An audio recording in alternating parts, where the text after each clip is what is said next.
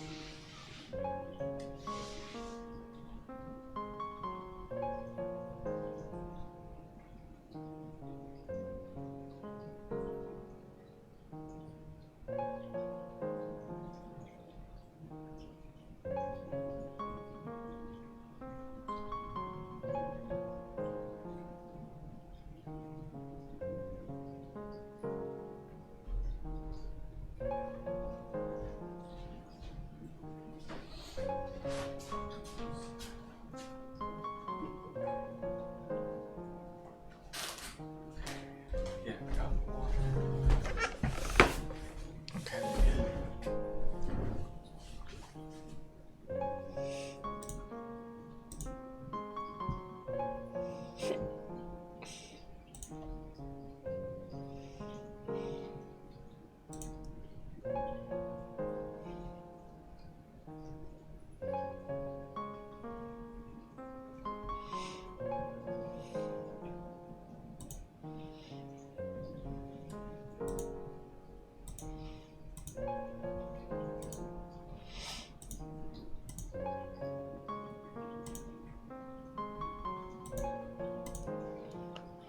Alright.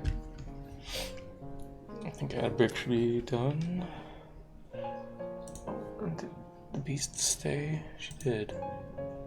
She's there for now. Alright, let's get comfy. Start the final grind. Or, well, not start, continue the final grind. I've already been playing this level for a bit.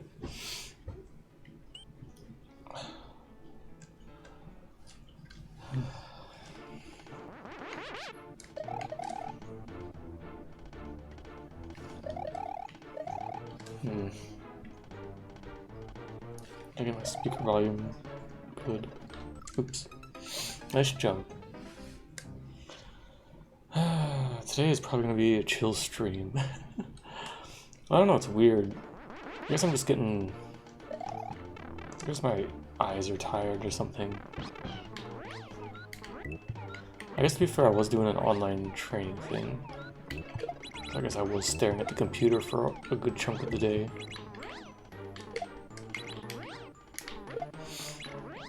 So it might be why my eyes are a bit tired.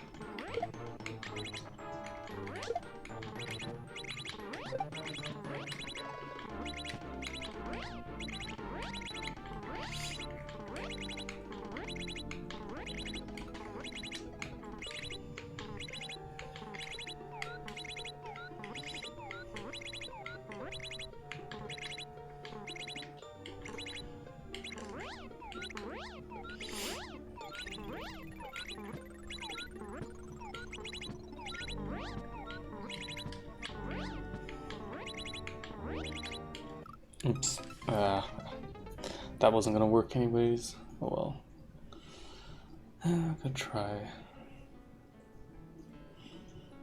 I wonder how much of this level is just basically the same layout as Pogo's level. I haven't gotten very far yet.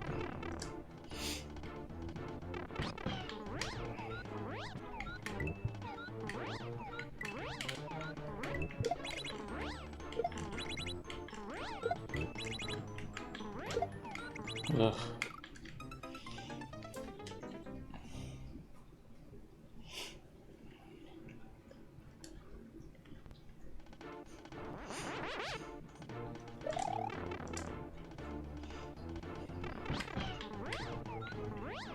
The music's really quiet in this one.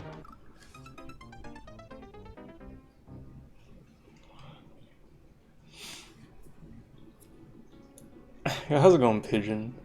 Thanks for the 110 stream streak. That's a lot of streaking.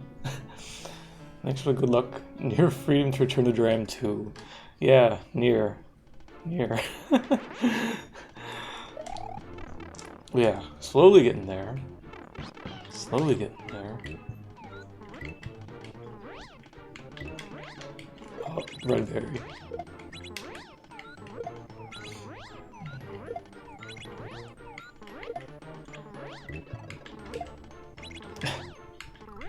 Oops.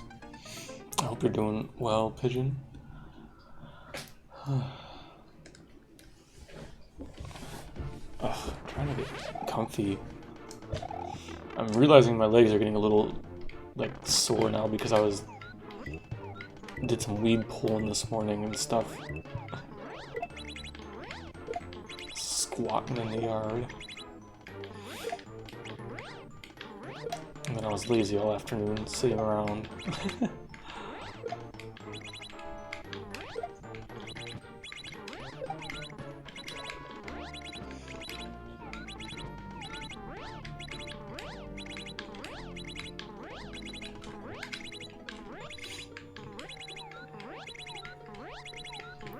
Hopefully that attempt to get further.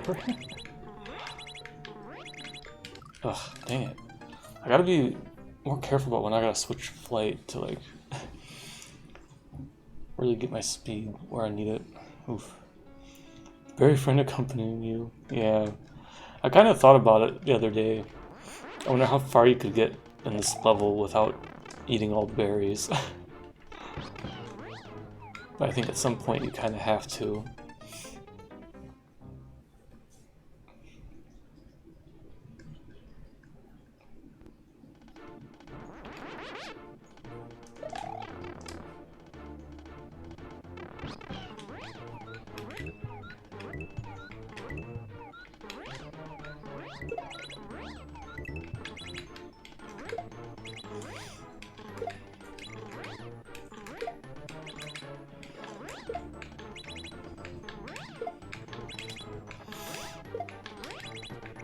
Oops. Damn. It's pretty funny to leave all 5 to the end. Yeah. Yeah, it could be humorous if that happened. How's it going, Bucks? Thanks for the good luck. Hope you're doing well.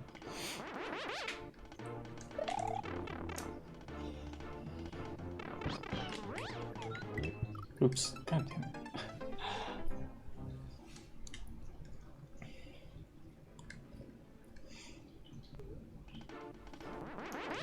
And the cat is so zonked out on the couch right now. How's it going, RZ? Thanks for the good luck horsing around. Hope you're doing well. Oh, very. Yeah, that's the problem on the left and right sides, is like where you spend a lot of time in this level. Well, I shouldn't say for sure, but based on my knowledge of what I've seen so far, and what I know of playing Pogo's version of this, or I should say the original version.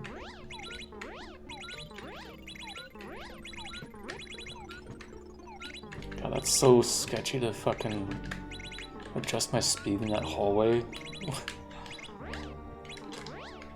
Oops, I fucked with the pump. Damn.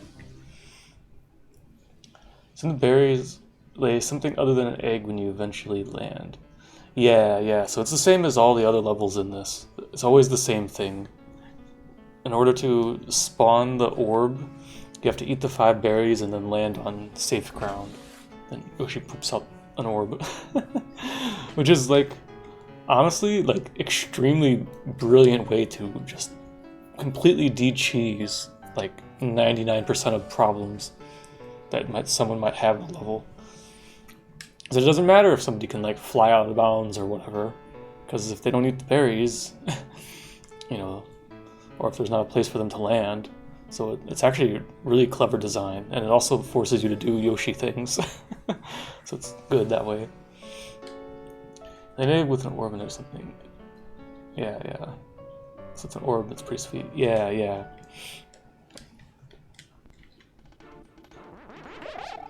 Yeah, it's really humorous the first time it happens, but then, yeah, it really is like a good way to do level design for Yoshi-based level, actually. And it's also nice too, because in a lot of these levels, you can, you know, if you need to practice a section, you could, for example, skip some of the earlier berries, because they might be like tucked away in a corner that's harder to get to. So it also is kind of just helpful from like a like a gameplay perspective sometimes, that you don't necessarily have to do everything every attempt. You can skip some stuff. That is helpful for learning things. In a few cases, at least. Some of the levels are pretty linear. You don't really have a choice, but...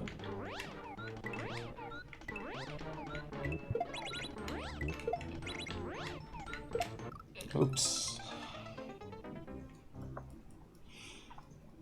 Yeah, this one, they're just all to start for... I guess because this one, really the challenge is just to fly through it. So the berries are just there. I mean, Nyx could have put them on the layer too, but that might have been mean, because some of these sections are going to be tight. So, I don't know. I think he just did it that way for fun. Because like Ike's level, that's also falling layer 2. That one you do have to do things correctly to get the berries. Not this one. Yeah, it's really, really clever design. Yeah, I was like I said, it was really kind of funny when I saw it happen the first time, then I realized, like, oh yeah, this is actually, like, extreme, next level game design. Especially because in, like, every other situation in a Mario World ROM hack, if you give somebody a Yoshi, something's gonna get broken in the level. And that really goes a long way to making sure that can't happen. Because you actually have to use Yoshi in an intended way. Can't talk. Thinking layer 2 berries would be twirl my comic lung mustache behavior. Yeah, you should check out Ike's level, left side barrier tower. Because that's what he's got going on in this. But I'm not going to play that again. I beat that one last week. That was a pretty tough level. But mostly because you got to learn the different bounce mechanics with Cape Fly and actually use them correctly. Because did you know there's like 3 different bounce heights you can get? Just based on if you're moving, holding jump, and have a neutral cape, and then of course based on what cape state you're in. That level makes you really aware of that. But yeah, these bonus levels have all been pretty interesting in different ways. Alright, I shouldn't say bonus levels, these are the 100% levels. Oh, I didn't switch my speed, I thought I did. Oops. Hell of a knowledge check. Yeah, I mean, the good thing, he tells you at the start. I can just show that. But like 2 message boxes worth of stuff how to do it. Because it's one of those things that you don't... This might be like the only level that has required this precise of knowledge about it. Like, it probably comes up in... Like, I think Curtis's hack, maybe you have to kind of know a little bit about this or something, and I think it's in maybe Carl's hack, Flying to the Stars as well.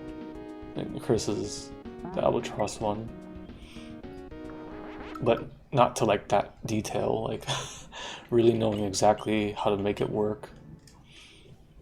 And apparently, Ike asked Flips to like look into exactly how some of it works, because he just kind of knew the tech but didn't know like, oh, like there's a frame window for some of it, for example. Some stuff like that. So it's really like not super well-known tech for some of it. But yeah. It's a cool level though. Very different style. Like that one's actually kind of Kaizo. Actually, a couple instances of that in Albatross. Yeah, I think there is, because I want to say Curtis had to mention or explain something to me, because it's one of those things that's extremely not intuitive. Like some stuff makes sense, but some stuff doesn't. So you just kind of have to either like just brute force figure it out, or have somebody tell you how to do it, because it's not something you can just kind of by simple thinking figure out. That might be, but the thing is, like with Curtis's hack, I can't remember if it was that or if it was something related to dive bombs he had to explain. Maybe both. Because there was some stuff with dive storage in kind of the same way that I think Curtis had to help explain a little bit, just because it's just those weird quirky things.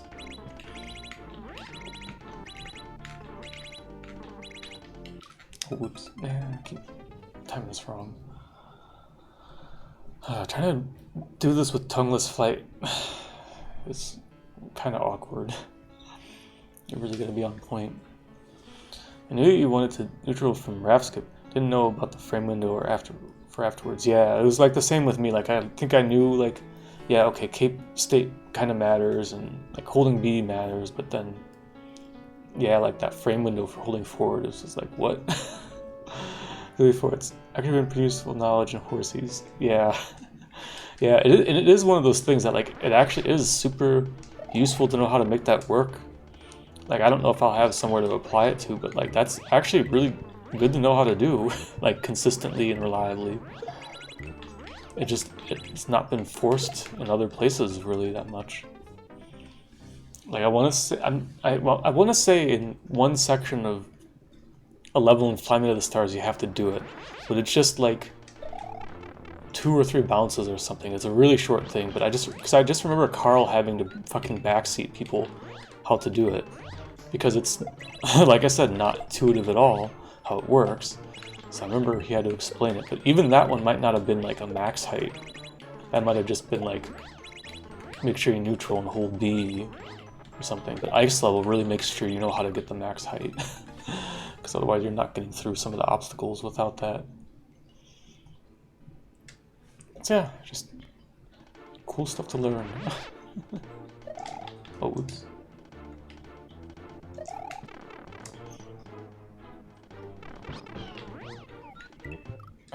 Okay.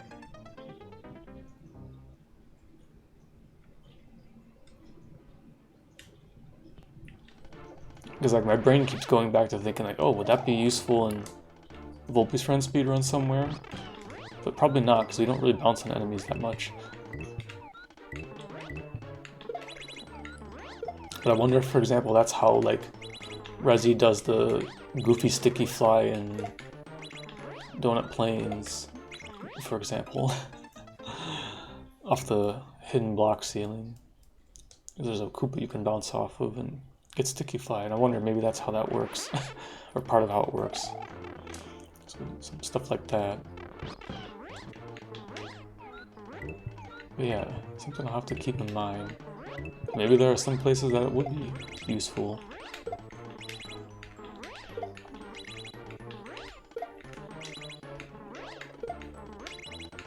Because the thing about it is that it's not, it's a Cape physics thing, it's not a Yoshi physics thing.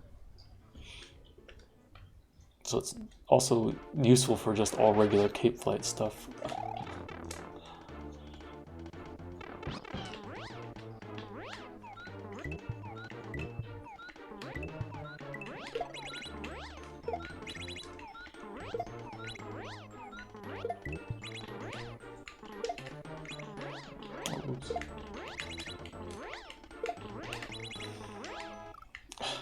Oh, that was kind of weird.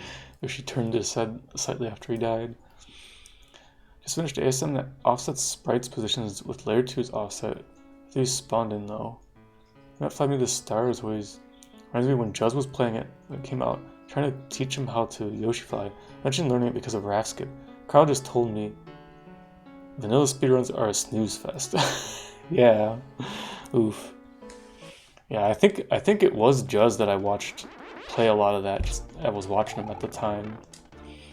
I remember Carl having to just literally tell him how to do like 90% of the stuff. But I know Juz wasn't the only person Carl had to do that to though. There was other big streamers and people he had to do that. But yeah, I also remember Carl having a very I guess not so much the vanilla speedrunning, but just like in general other cape stuff. He was like, oh, it's not good. That's why I made this. Because I wanted to make something good, and then he made some kind of eldritch abomination of duct tape and ASM and hidden blocks. But I mean, I don't know. He did make something cool. Just hoo boy.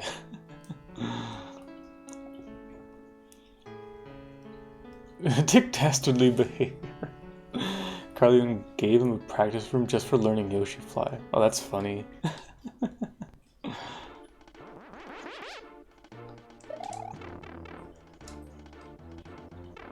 Actually, I kind of remember Carl maybe trying to teach Glitch Cat how to do Yoshi Fly. Maybe that's the other person I'm thinking of I watched a lot of. I know there was I just remember there was a shitload of people that played it, because it was Carl's Kaizo hack, you know. So like fucking everybody played it when it came out. Oops.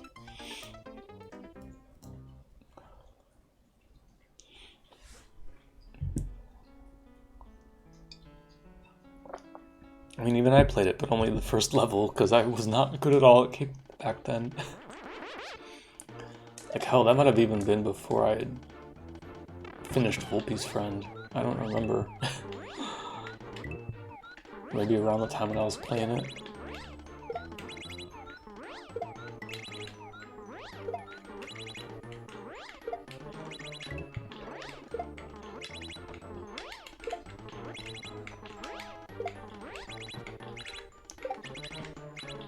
So I definitely wasn't even that good at Kaizo at the time, because I remember trying the second level, and I couldn't even. Oh, oops, that's the wrong one. Couldn't even get to the cape. I was like, wow, I suck. But it was early on in me playing hacks, so I'm not that miffed about it. Good to see lots of folks actually paying more close attention to Cape and Yasi Flight. Yeah, it's been slow and steady, but yeah, it has been really cool to see. And now that there's like a hack like this, and I get, oh yeah, also Uriel made a Yoshi Fly hack, which I gotta play after this at some point too. It'll get a lot more people interested to check it out. So it's nice to see. Same actually, I think you beat 2 levels, but it took a while because I was terrible at game. Yeah, I was just terrible in general. So I remember beating the first level, and I was like, okay, this is not so bad. And then I remember the second level, I was just like, yeah, you know what, I'm not gonna play this.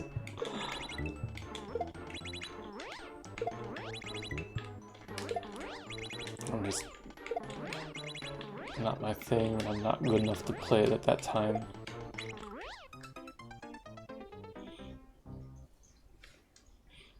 But it did really make me appreciate when BK released Let's Give Up. Mic a bit. Because then I saw, oh, this is what an actually very well play-tested and polished K-Pack should look like. Anyways, different things for different people. I think I said this a while back, but I probably should play through Let's Give Up again at some point. Because I think that was... Yeah, I think I played that before I started streaming. But I think I've streamed both the DLC levels. Or at least one of them. Maybe I did both? I probably should do a playthrough of it at some point for fun. It won't take too long. Famous last words. Oh, that wasn't a pun. Pretty sure I streamed it. Yeah, I know for sure the DLC levels, at least one of them, I streamed. But the main hack itself was before I started streaming on Twitch.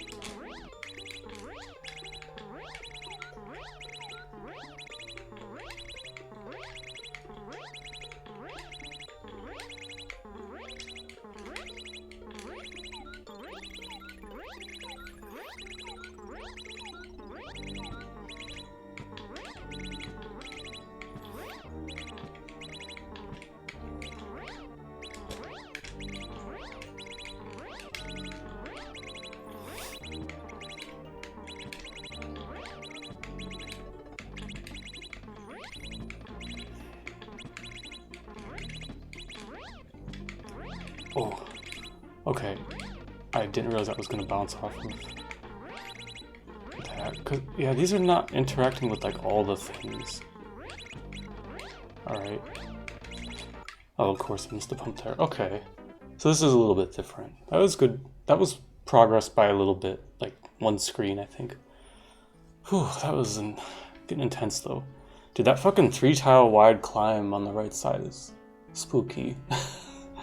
God. But it doesn't feel wrong, it's tight. Whew. I don't know how I made it through that big death wall though, because I'm not sure what the shell bounced off of and gave me more time. So I think I got lucky, but it definitely ricochets off some stuff, but not everything. I didn't get a good... I wasn't really looking at it though, so I can't tell. Maybe it's obvious. Search your YouTube page for Give Up and I give 2 results. A playlist with obstacle horse stuff and video from my favorite ROM hack. Yeah, because YouTube fucking sucks.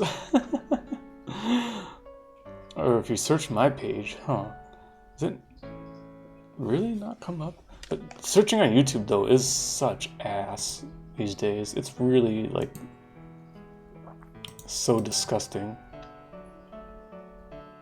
Like I'm gonna... Because like even it's hard for me to just search my videos because it doesn't fucking load all of them. Because like if I search Give Up, I don't see any videos show up.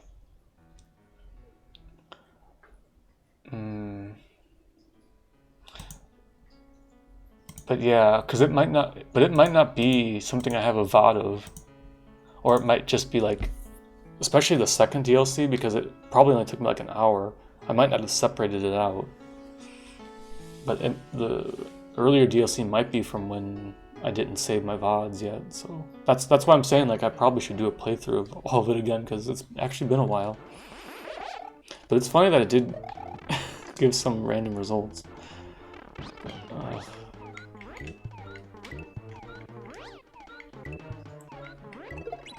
Yeah, because I can't even think when the hell the DLCs came out because I feel like the DLCs were a while after the hack, but in reality I don't think they were. They were just like a year later.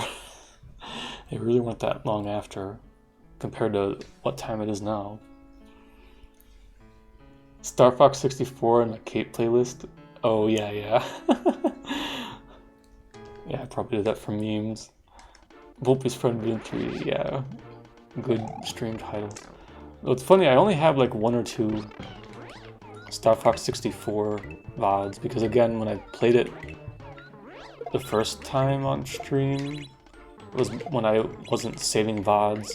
And I definitely remember that time, because one of those streams, because that was when I was streaming at my parents' house and they still had shitty DSL.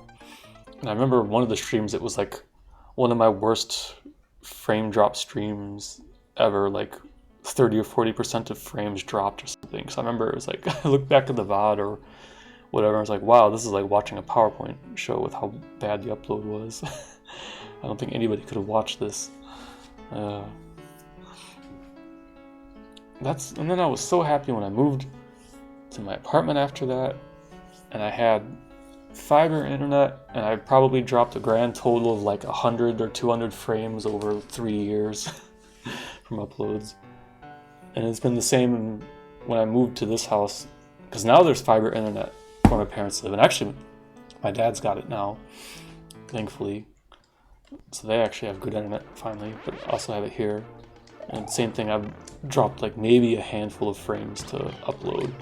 And I think it was just when there was like some service problems in the area. It's so nice. Thinking back on those dark days of streaming in 480p with like, what did I even use for my bitrate? Like 500 bits up or something? Kilobits per second up, something like that. Because I think they only had like a megabyte of upload. So you have to leave a bit of headroom. Plus, when audio is like 1/5 of your streaming bandwidth. How's it going, HPR? Yeah, we're on the last level now. Beating all the other ones. Hope you're doing well. Yeah, I finished X level the other week, and then it only took me a couple streams to finish Flips's level. I got super lucky and one-shot the ending of Flips's level. She was almost kind of mad how lucky I got, and I just by chance it worked, and I had no fucking idea what was going on, and then I just won. Only time that's happened in this goddamn hack. Every single level has taken me like multiple tries to get the ending, except for Flips's level. Take the wins when you can, though. Good luck. Crazy feat already. Said Barrier Tower was tough. Yeah, thanks for the good luck. Yeah, I'm looking forward to this one though. Like the Pogyo's level of this in Volpe Senpai was like terrifying. But I also have fond memories of that grind because it took forever. But it's also where I like truly learned how to fly with Vanilla Cape. And it's one of those weird levels that like it's so impossible the first time. And then I think the second time I played the level, it took me like maybe an hour to beat it after spending like 40 hours or something the first time like that. I was like, wow, I actually got better at the game. It's kind of nuts. So looking forward to this level. Struggled with the ending of Flips's level.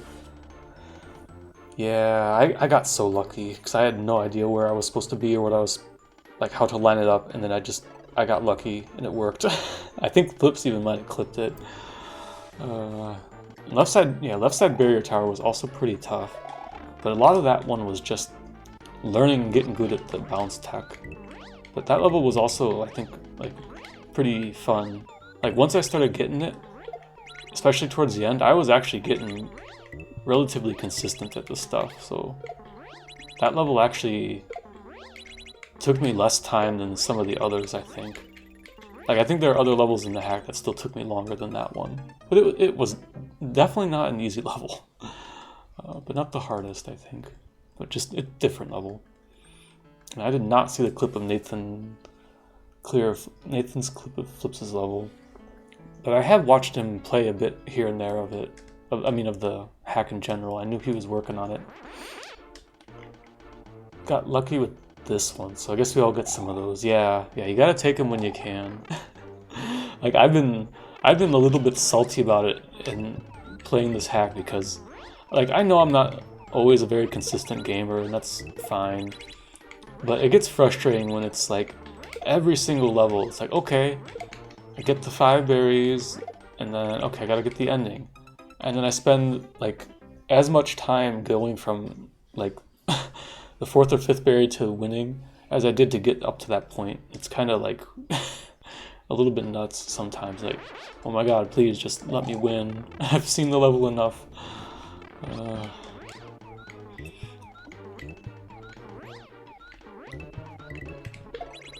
Especially because there's a few levels that took me probably a lot longer than they should have. But that's just how it goes sometimes.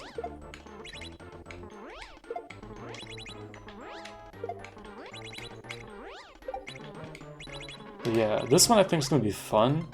I just gotta really be fucking on point with the tongueless Yoshi fly. But like, I'm liking the moves and stuff, like the hovering and stuff. It's one of those things that I've been kind of just using here and there in the hack as I've played it more.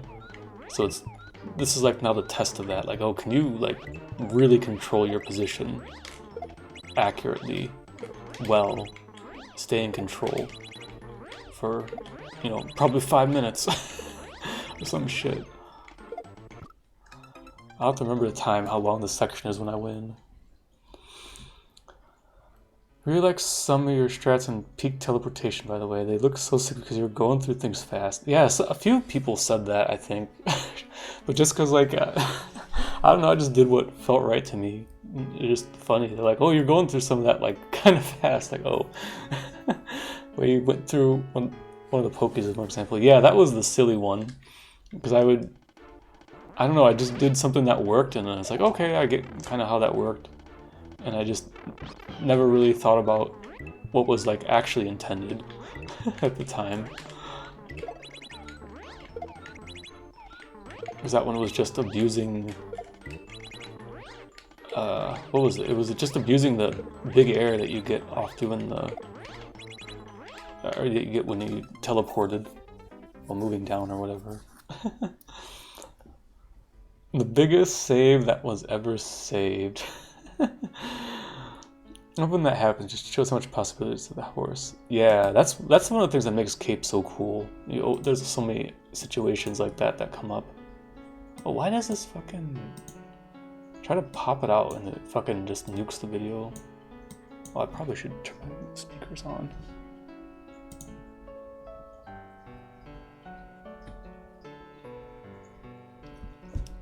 Let's see, I need to rewind this. You know, I don't know if I ever actually went and watched the clip Flips made of mine.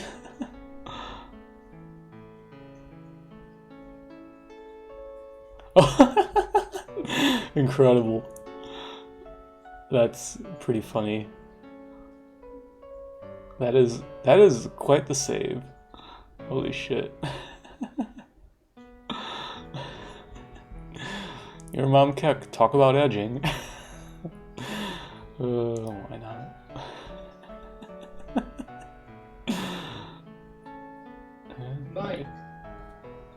Mate, that save. That fucking save. How's it going, Nick? Yeah, that's a pretty good save, jeez. There's the pump waiting for the dolphin.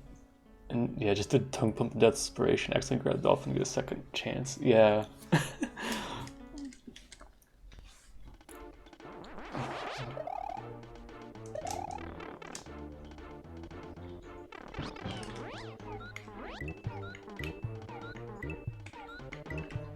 Oh, moved the berry.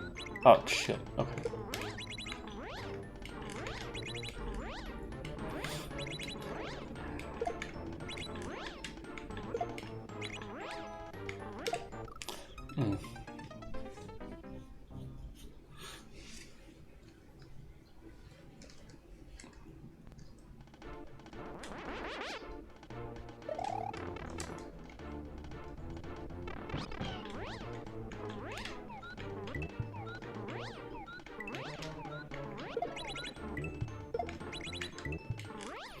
Nope, speed. That's how this level's gonna go though. I'm gonna die like half the time just at this first screen. And the other half would be actual attempts. Just because getting started is kind of finicky sometimes.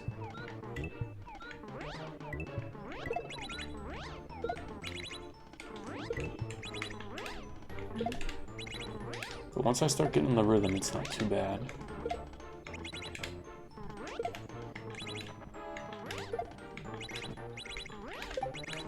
Ooh. Yeah, I do need to like really try to watch and see exactly what blocks the shell is interacting with, because it's a little hard to see like out of the corner. It's a little hard to notice when I'm focusing so much on Yoshi. I need to be more comfortable like looking elsewhere while doing tight Yoshi fly, I guess.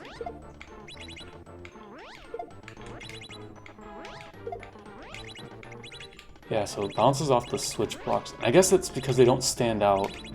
That's probably why I didn't notice it before. Oops. But that's how it worked in Poggio's level, but there, because the switch blocks were different from the death blocks, it's really obvious to see. Here, it's the same graphic. Okay, so I have to be a bit more mindful about that, I guess. But that makes sense then.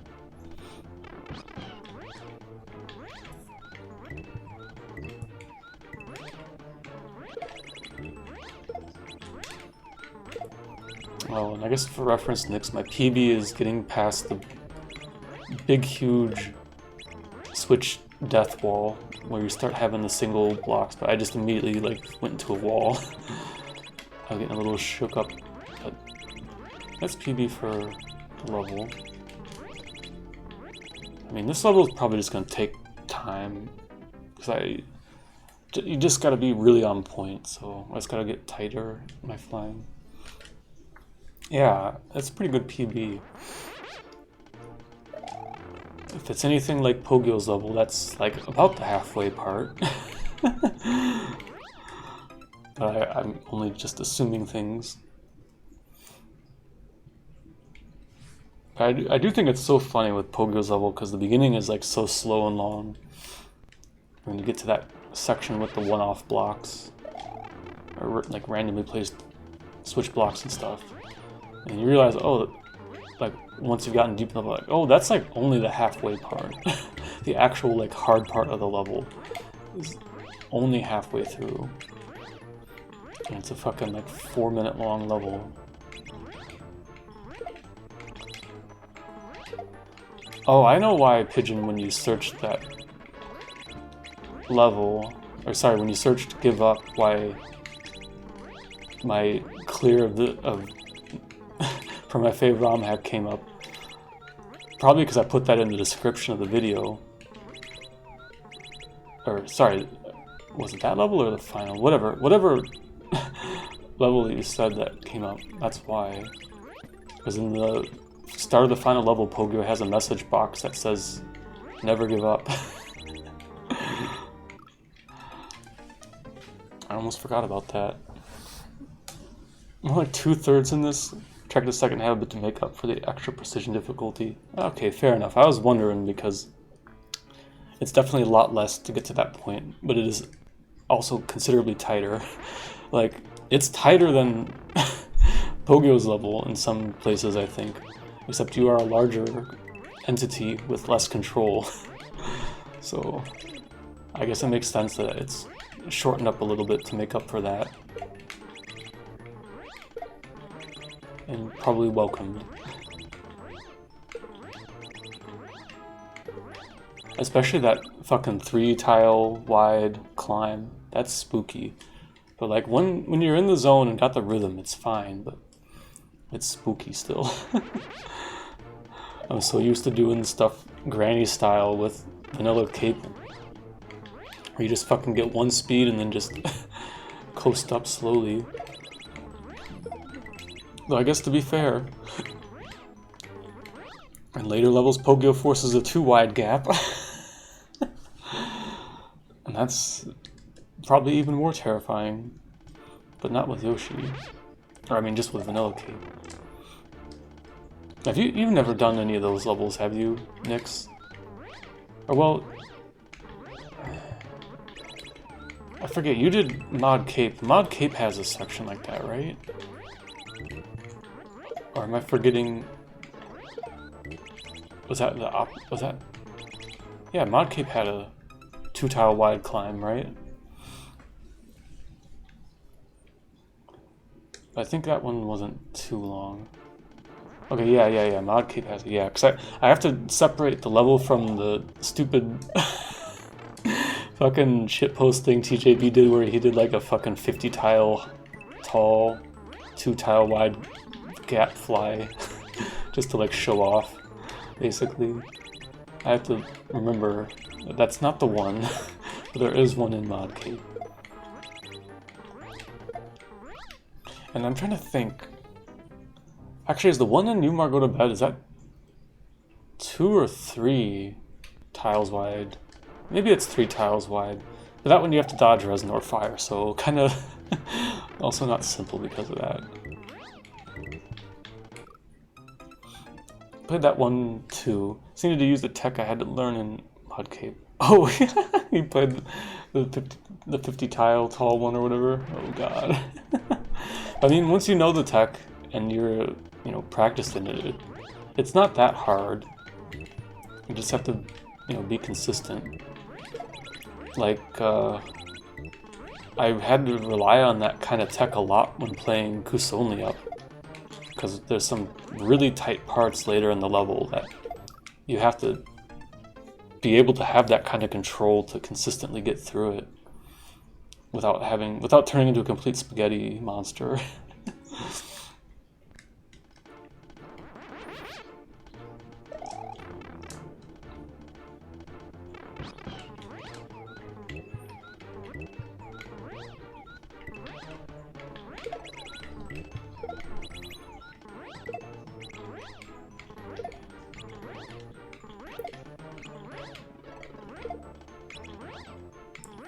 Right now I'm trying to remember what the fucking You Mar Go to Bed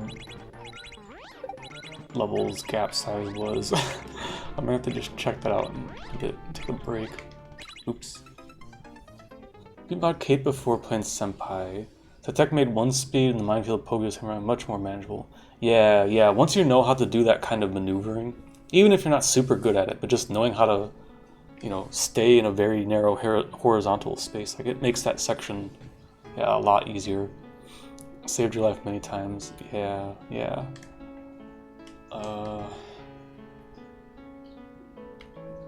Hang on, I just want to check something really quick since it's right here. Because I'm just drawing a blank. Because I haven't played this level in a while. It's even saved here. Oh, it is 3 tile wide. Yeah, right. 3 tile wide, but then you have to do it with Resnors. God, I can't even do this anymore. Okay, anyways. Oh, oops. Just wanted to check that really quick.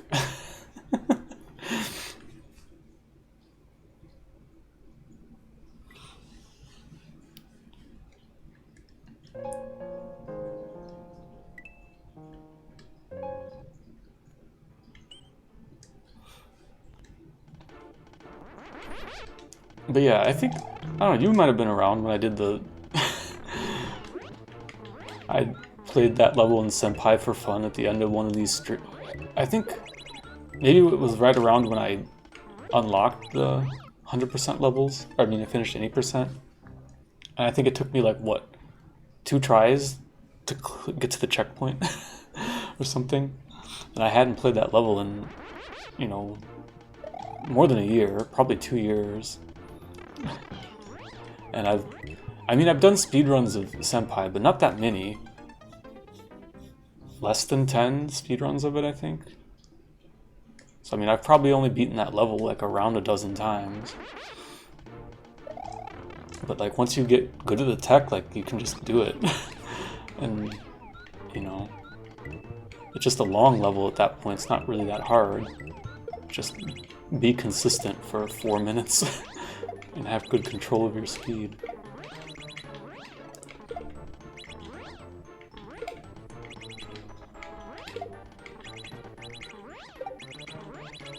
But that's why I always bring it up though, and it is so funny because that level, it seriously took me like 40 hours to beat from my favorite ROM hack the first time.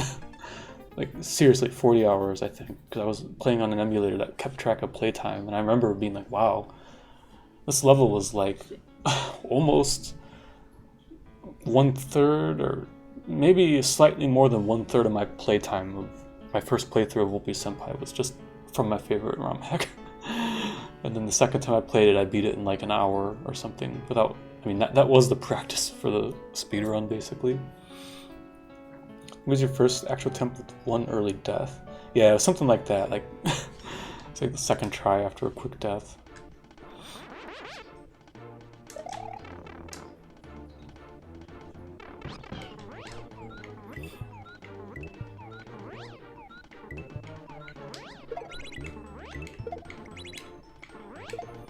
Like that's like kind of the like crazy thing, and like why it's good to see, you know, a hack like this, because yeah, Volpe Senpai is hard, it's not easy, but it is nowhere near the most difficult things you could make. Like if you were using like the Kaizo difficulty categories or whatever, you know, it would be intermediate. It really would be. Like you definitely have to know your shit for it. But there can be way more difficult things out there. Such a good level. Yeah, it teaches you everything you need to beat it. Once you do, you can do it again. Yeah. Yeah, I still think it's a little fucked up that I didn't know how to double pump, really, till I got to that level, and then just kind of started sort of doing it, just randomly while grinding the level.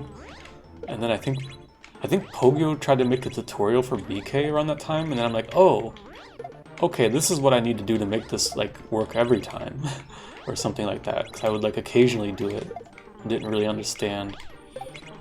And then suddenly I could actually play the level. But I knew how to get one speed a lot earlier on in the hack, and that's kind of was my crutch to get through most of Volpe Senpai. How's it going, BK? Hope you're doing well. Cape means it's automatically several notches harder. Yeah. Let's give up this Master Lamau. Jeez. Easiest master hack, maybe. I mean, let's give up isn't that hard. I mean, it's definitely not an easy hack either, but... I mean, I think... What had I played when it came out? I'd basically played stuff that you had played at that point, BK. I had played Storks, beat Volpe's Friend, and I played, I think, just a little bit of Senpai, like maybe up to Special World. And I think that was after Atelier Umar came out, so I had beaten any percent of Atelier Umar, and like that was basically it. And like, that hack, Let's Give Up, didn't take me that long. Like, I want to say it was, you know, something like 20 hours at most. It's not that bad. But yeah, I don't know. People used to be very weird about cape stuff. It is getting better though. Maybe. I don't know. I only hang around cape sickos these days, so I have no touch on reality.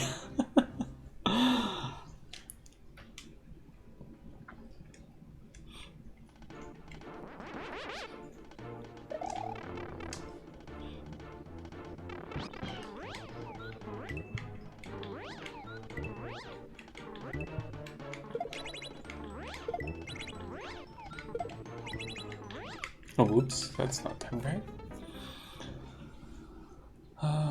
This hack is in some ways all BK's fault.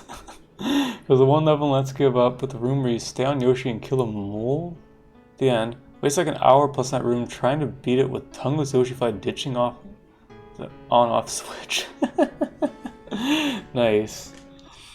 Yeah, that's actually should be a funny reason to replay it. I was saying that a little bit earlier.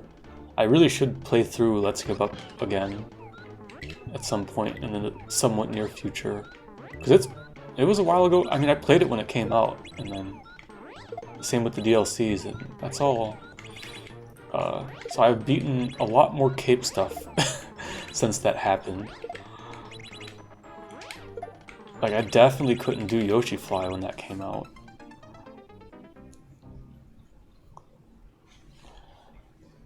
I'm pretty sure I couldn't. Yeah, I shouldn't have been able to.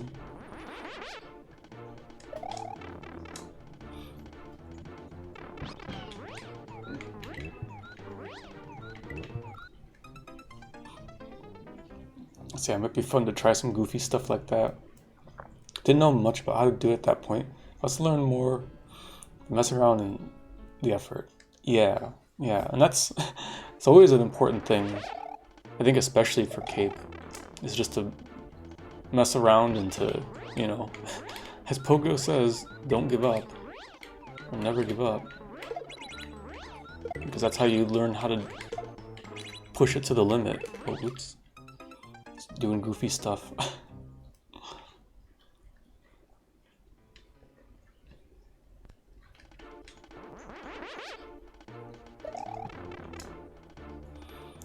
So there was multiple modern Cape Sickos entry into Cape.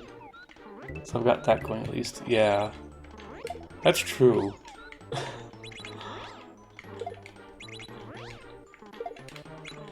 was gonna say, are there anybody who's been a Cape Sicko from playing Carl's hack? I don't know.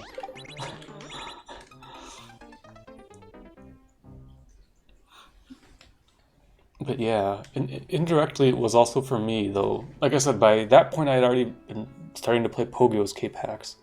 But BK's, your ROM hack race's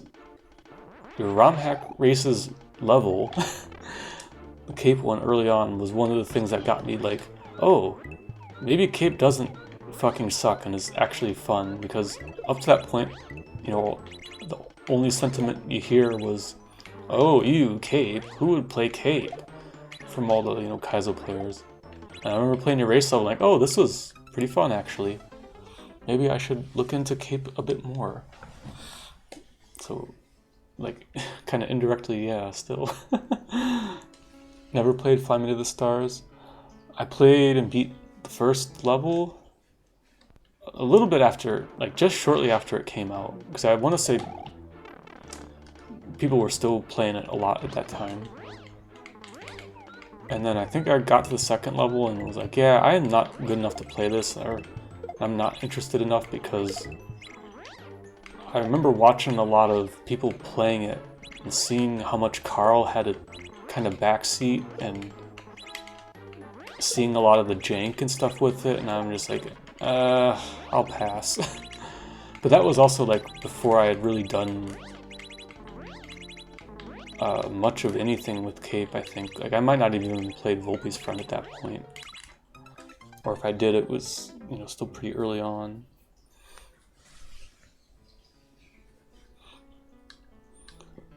That level is complete baby shit by current standards. I remember the reactions to the boss fight.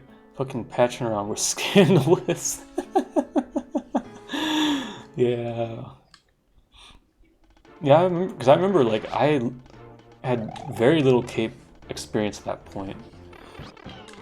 So the only other Cape stuff I had done when I played your level.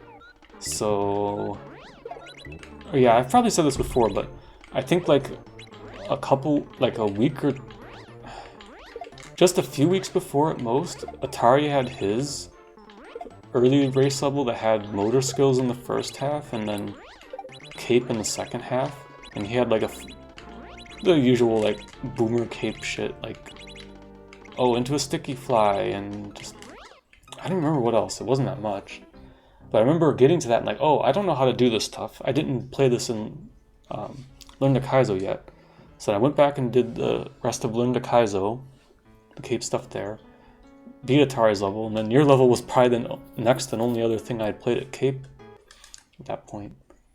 And I remember Atari's level being kind of like, don't quite like that. But I don't remember. All I remember is that it had a fucking sticky fly in it. So I had to learn how to do a sticky fly.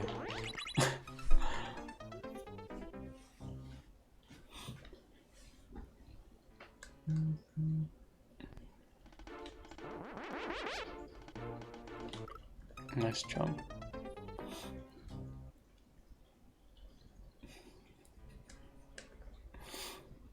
Yeah, really is a different time though. What, like 6 years?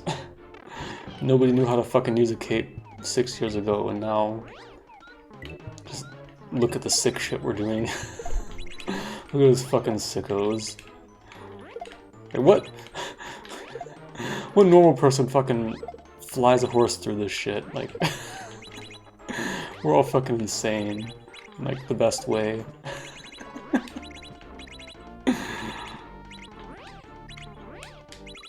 Oh, come on.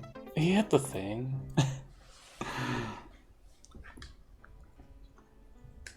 Which reminds me, I think I never got around to it. But didn't Shovda and... Was it Shovda and Flips? Or was it TJB? Some combination of three of them had cape levels for ROM hack races kind of later on, like towards the end. I never did get around to playing those levels. I stopped playing ROM hack race levels in mid 2021, right? Yeah, mid 2021. I just kind of I got stuck on a hard one because I used to just play them offline. I mean, because I wasn't streaming for most of that. I just, oh, okay, every week I'll play the ROM hack race level. Well, then at some point I got stuck on a hard one, and I think I had other shit going on. It's like, yeah, you know what? I'm done. Because like the easy ones are fine, but then there'll be a hard one. It's like, do I really want to grind out a level for like I don't know, 10 hours or something? If I'm not having, you know, the best time with it. Because keep in mind, like, I'm not very good at Kaizo at that point still.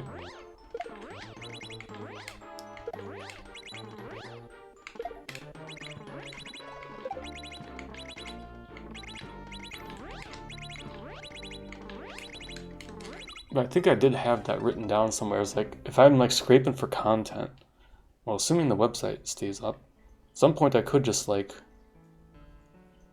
do a little playthrough of all the ROM hack race levels. It might be kind of an interesting thing, because like that was the fun thing, just getting to see different levels by different creators and stuff. But yeah, it's a lot of levels. I also have a cape ROM hack race level, but it's pretty chocolate. Oh, okay. I probably wasn't like aware of you at the time. Uses the Metroid sprite that acts as a ceiling, granting infinite sticky fly. Anyway, as long as it's attached to you. Oh, that's pretty hilarious. Also, I didn't notice. Oh, yeah, Toffee got up a little bit ago. Whoops. Too busy yapping. She's in the kitchen. Yeah, that's actually really funny though. But you also can't gain height. Still, that's a funny idea, and that's like part of what's good about ROM hack race level stuff. Like I remember there were some like really cool levels that just had goofy ideas like that. Like I know D to the 4 had a couple really goofy levels or something. Although I might be also mixing up with some of the relay races. And I remember there were some other creators that I don't even think had made hacks, but got to be kind of well known from ROM hack races just because they made cool levels. And like those are the only levels that they made. ROM hack race levels. There's some stuff like that if I remember correctly.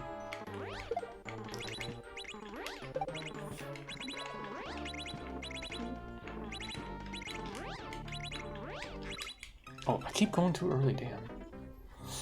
Yeah, I don't know, maybe one day. Like, that might not be a terrible thing to do once I've played some of the Kaizo hacks and stuff that I wanted to get done and standard stuff. If I want to play some Kaizo, that might be a fun way to do it. Just play through all the ROM hack race levels. Especially now that I'm a little bit better at Kaizo. It might not take me like a million years to beat some of the harder ones. But I know there are some pretty hard ones.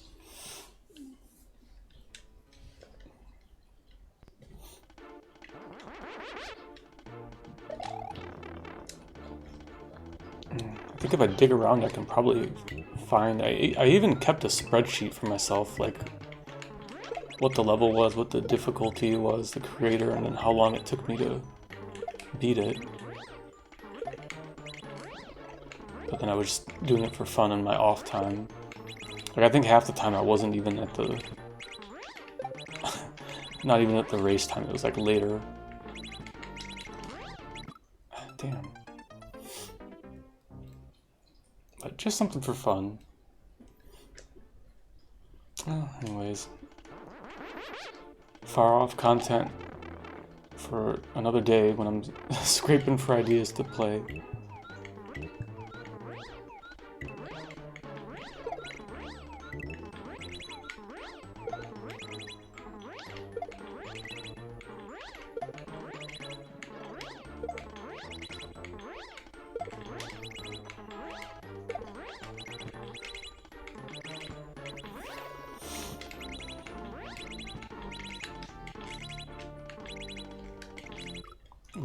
Jeez.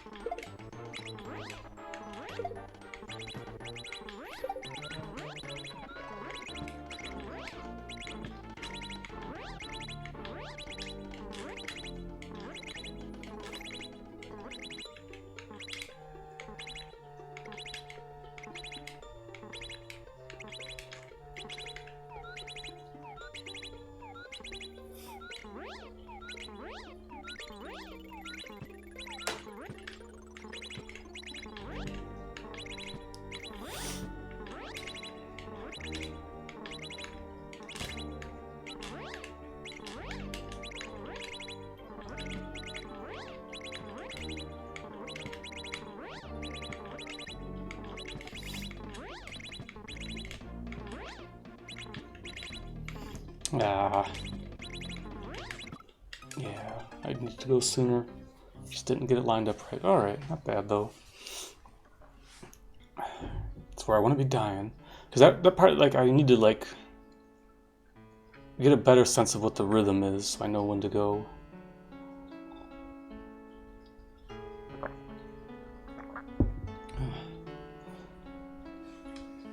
I mean, I guess you just YOLO it, but you have to just be ready for when it's actually going to change.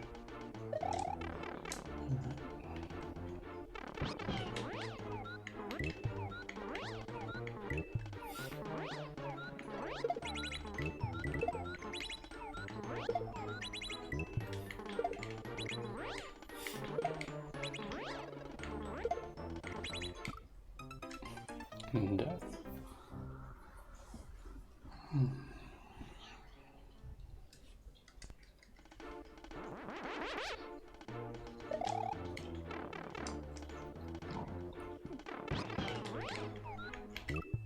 Oh, nice K-pump. I like how so many of my attempts just instantly die because I just don't do a K-pump at the start. Or I just completely fuck up while trying to get a berry.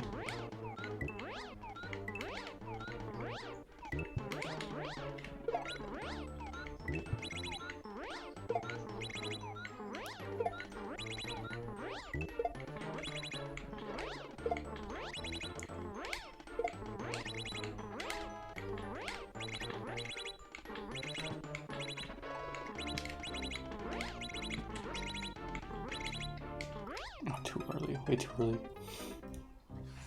I also like how I'm kind of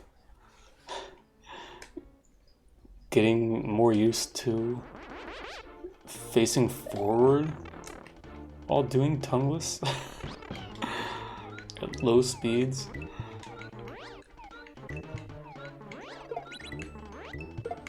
just kind of works for some of this.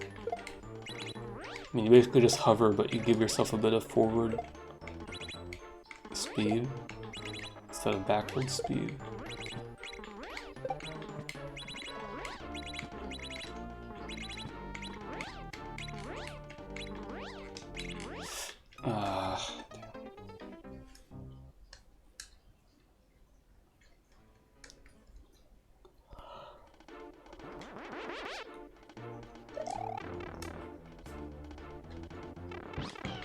Oh, wrong way.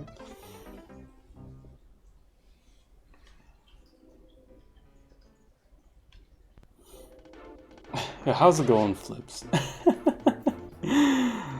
Hope you're doing well. Splatoon Raiders is the best game ever made. I guess you've been having some fun then, huh? You beat it earlier today?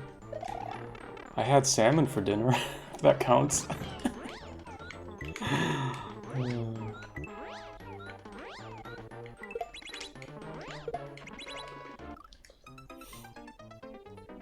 A lot of fun. It does count.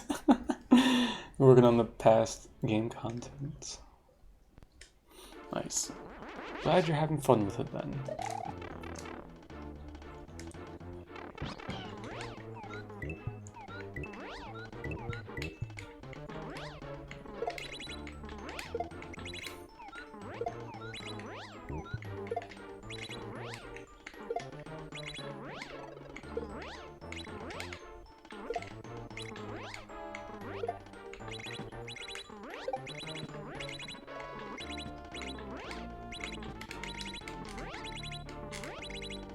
Whoops.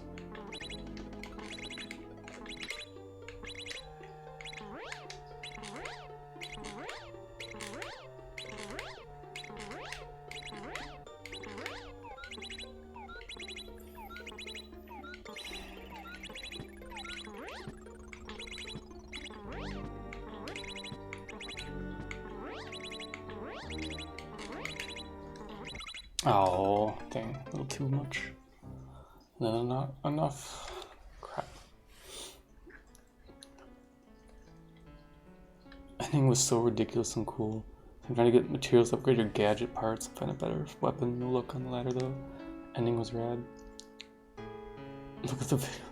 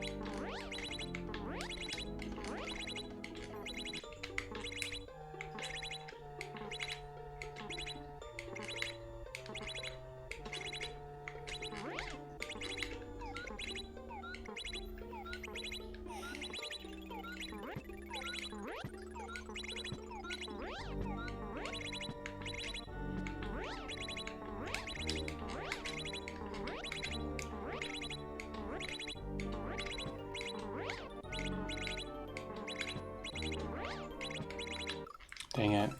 Just a little too much forward at that last bit. Crap. So close. Man, that 3-tile wide is spooky.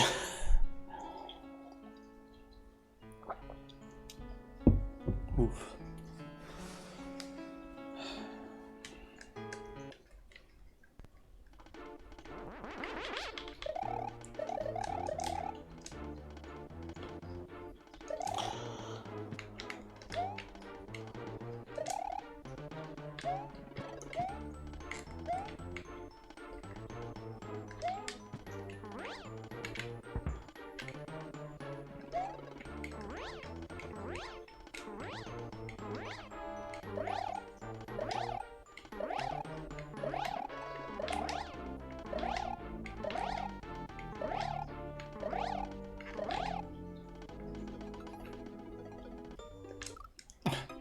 Nice jump. Oh.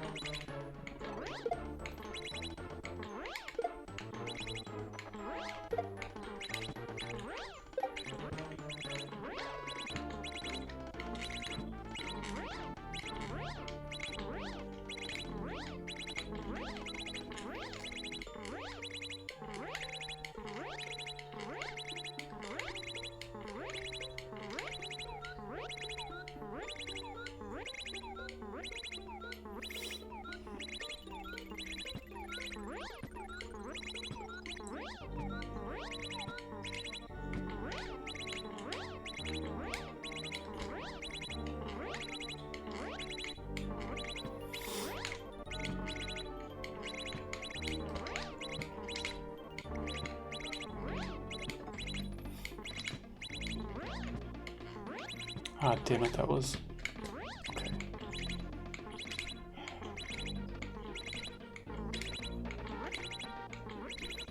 Still don't have a good sense of the timing there. Oh, you're just immediately going into the death blocks, huh?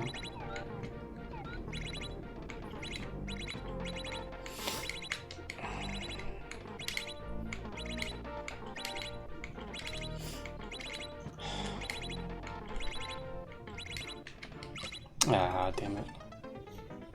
Oh, good try. Good PB. Whew, that's intense.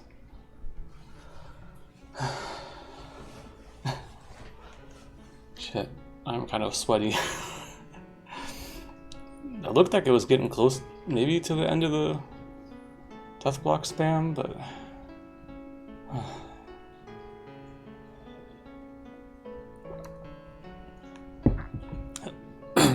Excuse me. I figure it's because I was trying to get to a better position, but just, yeah, not lined up right. Good try, though. Whew.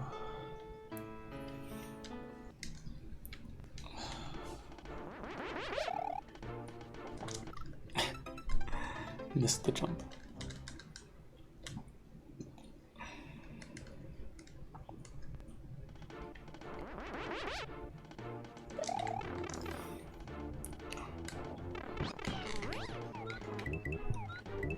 Whew, yeah, it's intense, but yeah, when you get that rhythm of doing like really tight Yoshi fly, it does feel good. But yeah, you really gotta be on point because you can't second guess it. You gotta just you just gotta do the right input, like the right combo to keep going left, keep going right, or whatever. Ooh.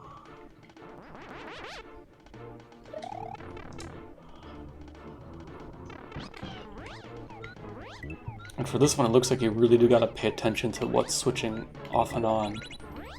So I want to say in Pogo's level, from a lot of it, you have space enough that it doesn't really matter too much if it's a block that's activated or deactivated. Of course, it's easier when you have more space, but I think this one you might have to like actually be paying attention to give yourself enough room when something switches off. But it might take me a while though to find like a clean pathway through.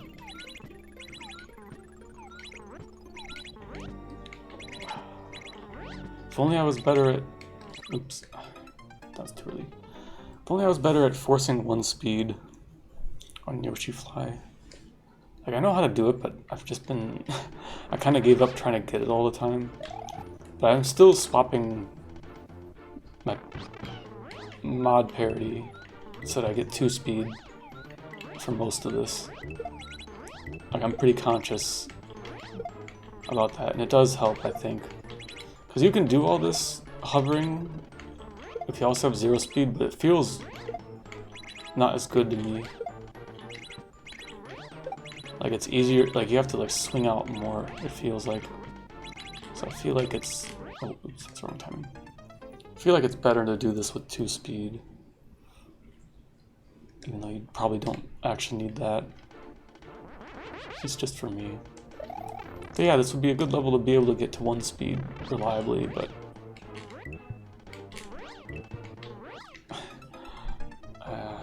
I guess I could do it at the start here, but it's less time spent to get the berries cleared out. So I don't know if it's really worth trying to do.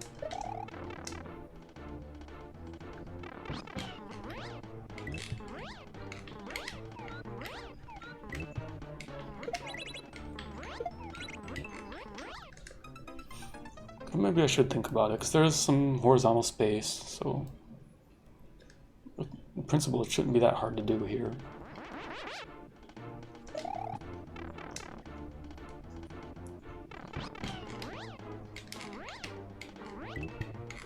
Just have to not suck at it.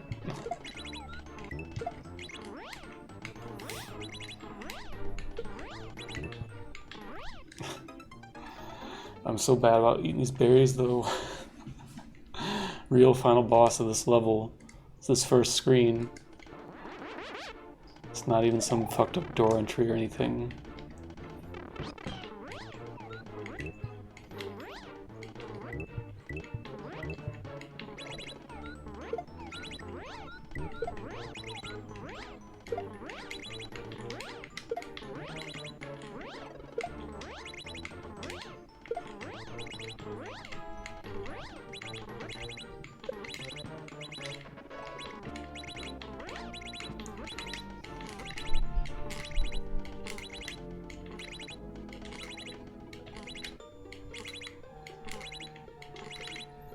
Oh, this level's gonna be really work out of my left thumb though.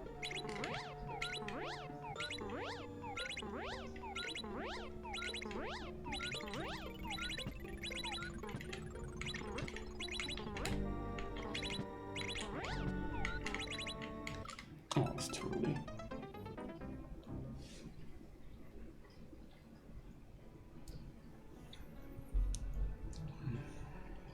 Oops.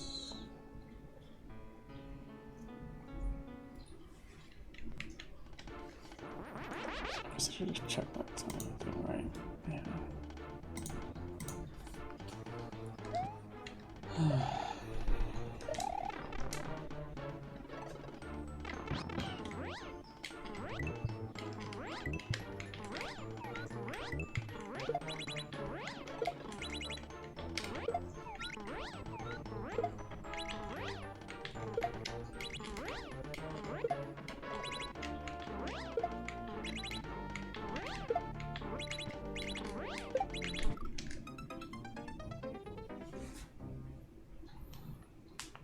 Like, this might be the first, well, maybe not first. This might be one of the few levels that I have to rest my hands for the sake of my left hand, not my right hand. Usually it's my right hand that gets tired from clutching the controller hard. But this one's got so much, gotta do so much tight tongueless. It's really a lot of work. Getting those precise taps in.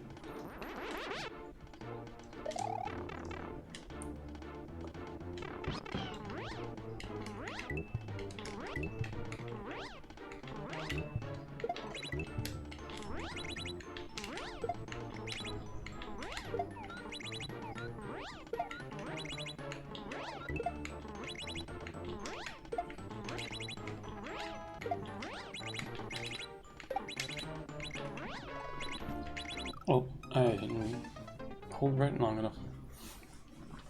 I guess thinking about it though,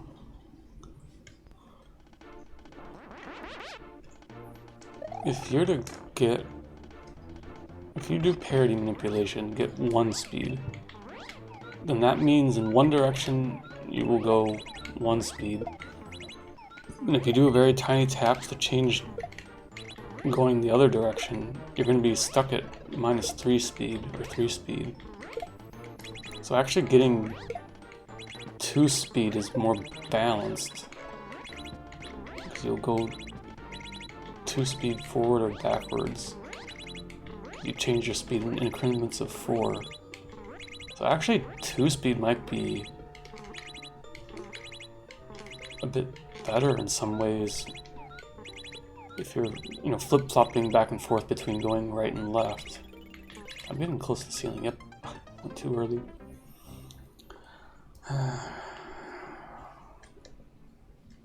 Definitely an issue with these levels is flying into the ceiling. I know I do that so much in Pogo's level. Just constantly not paying attention, and then, oh whoops, I gained too much height and flew into the ceiling.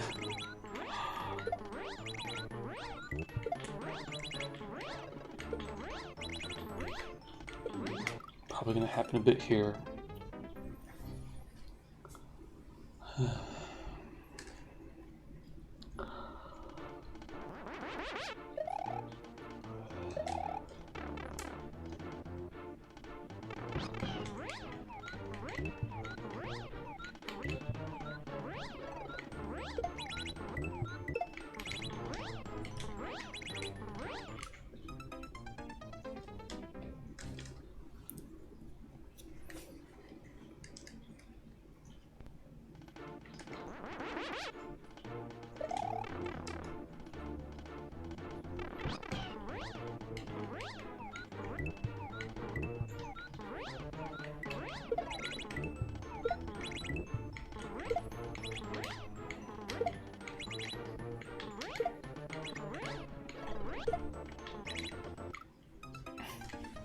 Come on.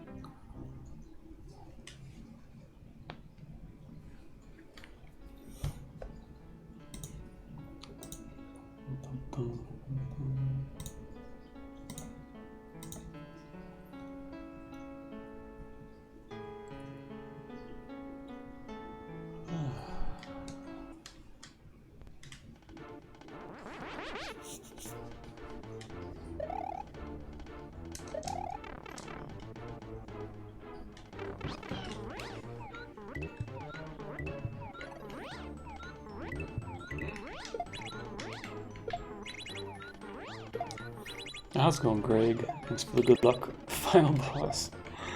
Hope you're doing well. Ooh, jeez, I probably do need to take a actual break from my left hand in a bit here.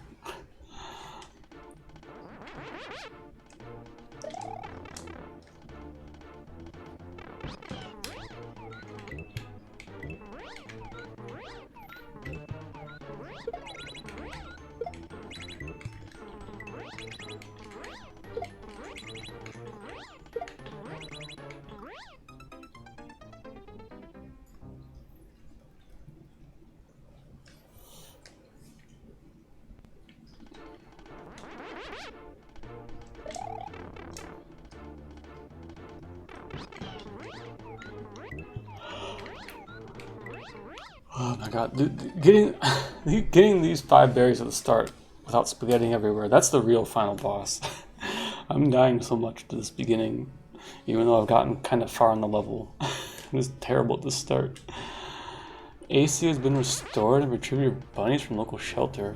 Things are going great as of now. Oh nice, I didn't know your AC went out. That's rough. But yeah, that's good that that's back.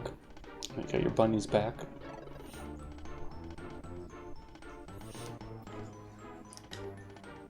A rough sketch with restricted normalcy's return, yeah. Yeah, especially because, like, it got fucking hot out again. We had a few kind of nice days last week, I guess. Yeah, last week was pretty chill. Now this week and weekend it's been fucking hot again.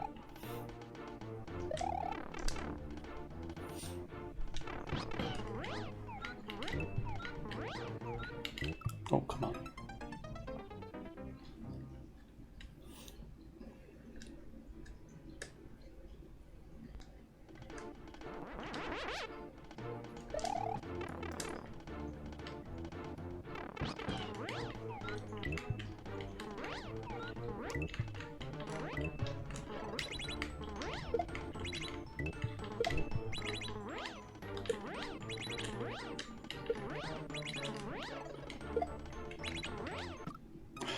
I not stop exactly the F block?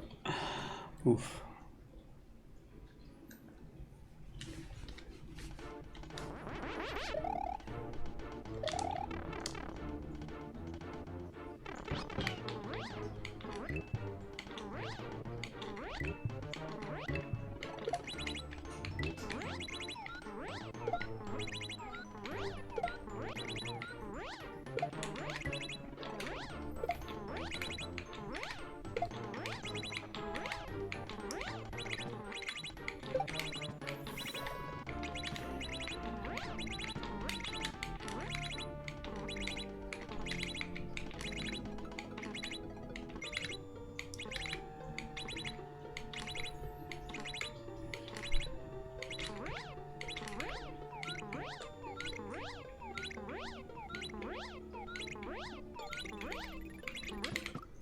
Damn it, I did it again.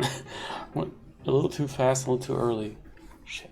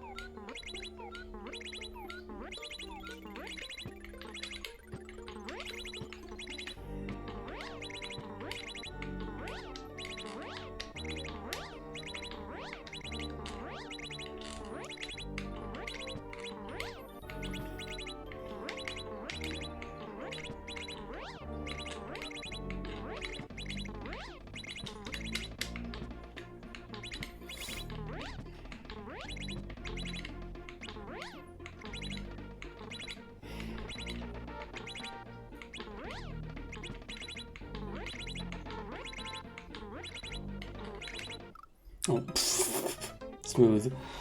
Oh well, at least I got there.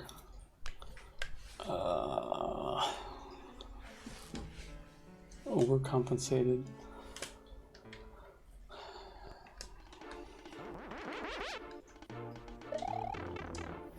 Gee, I had some really close calls getting there though. I gotta be a bit more mindful about the timing to get past the gates. Can't be fucking making it by the skin of my foot every time. Skin of your teeth. Why is that even a phrase? Skin of your teeth.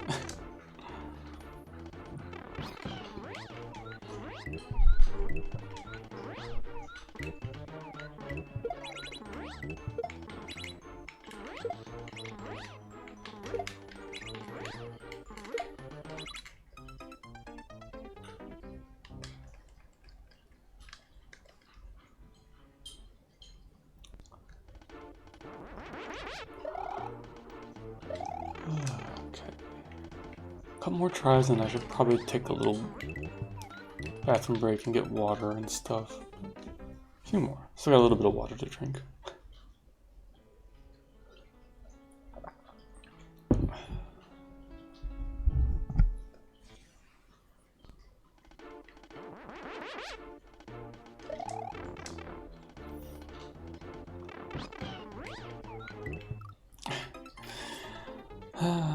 I really do suck at this starting screen.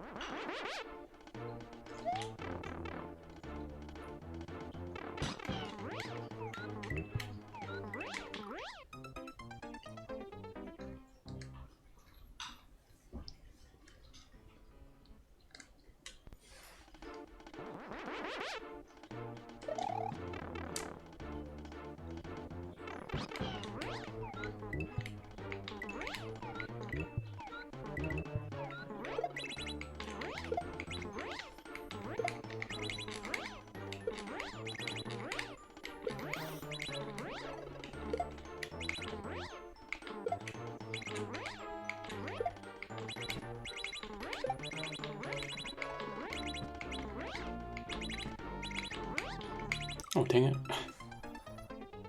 Heck.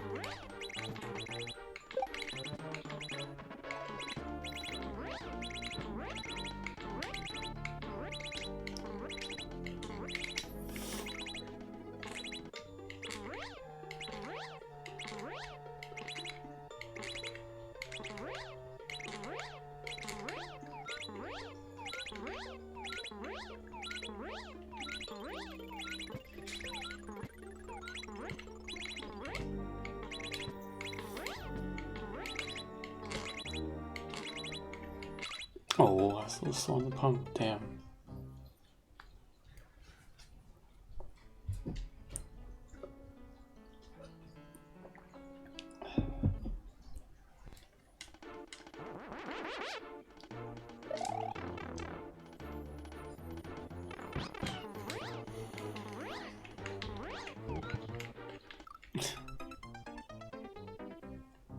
Oh, Yoshi was like vibrating. What? I looked down. Coffee is afoot. But I think I'm gonna get up in a second. Use the bathroom, get some water. Stretch my hand a little bit. Give them a couple more attempts before that though.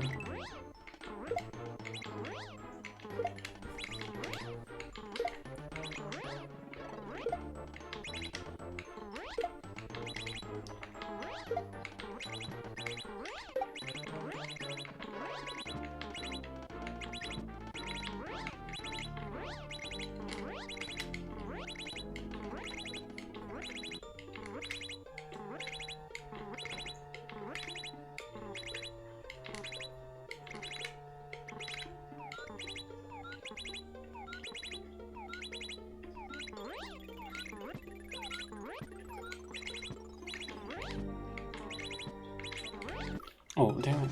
I fucked up a pump there. Okay, yeah. I think I'm gonna take a short break. Go to the bathroom, get some water.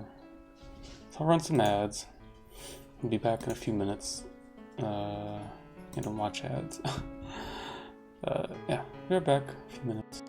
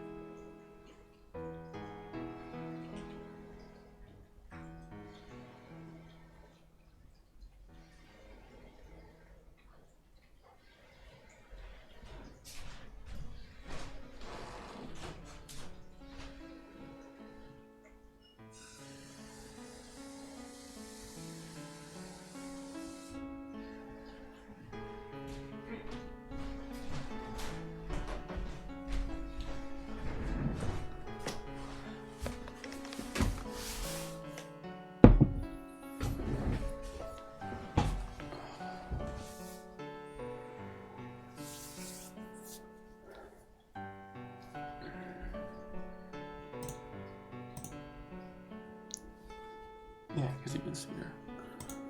Alright. Ad should be wrapping up, I think.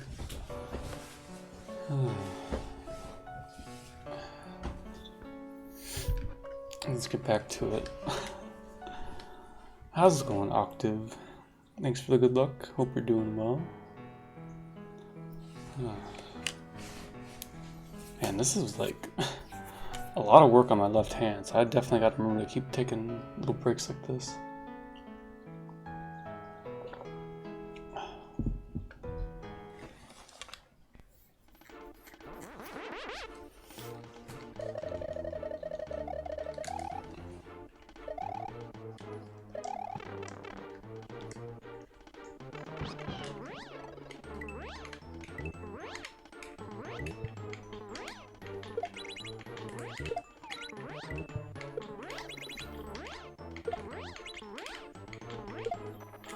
So it probably doesn't help that I was like doing some weeding this morning, pulling weeds. Probably might be why my hand's getting tired of it faster than I normally would expect it to. Oh wow. I pull weeds. So many. So many weeds in some parts of the yard. Ugh.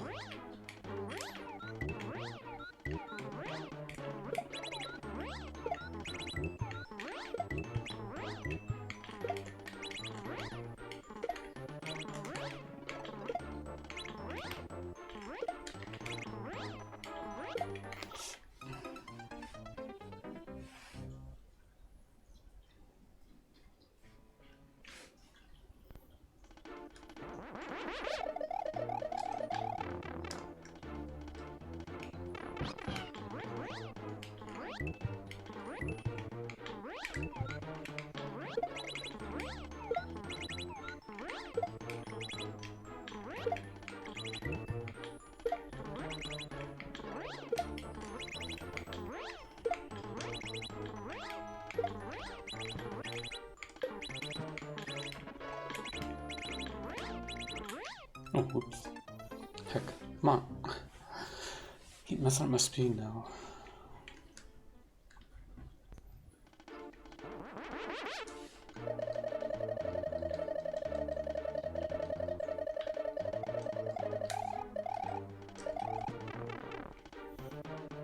Do I want to see something funny? Sure.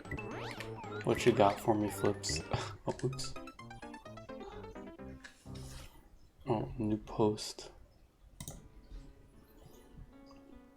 But generally comprehensible games will still be completely playable.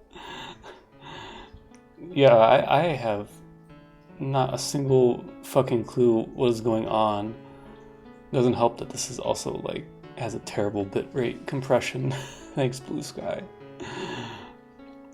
Like, is this just like a Hatsune Miku music video or something? Like just teal and shit everywhere.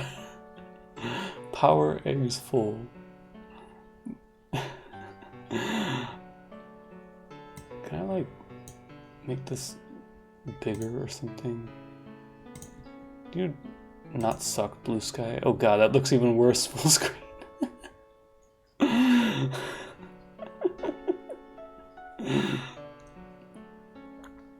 Yeah, I have no fucking idea what's going on. Flips.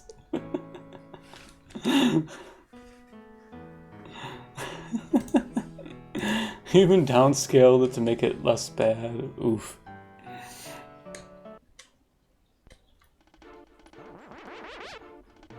Both Blue Sky and Discord make impossible post Splatoon clips when it gets sufficiently fucked up. Yeah, I guess, do they, what is it, re-encode the video or whatever? I was gonna say, if you're using Redberry, if you're using, like, proper video, like, if you can record it at a high enough bit rate, it should be fine. But then, yeah, I guess when you upload it, they probably do some shit, reduce the bit rate, so then it looks like absolute poop. Yeah, they compress the shit out of it, yeah. You will deal with our shitty compression algorithm and you will have no choice. E. E. Shoutouts to E. Good letter.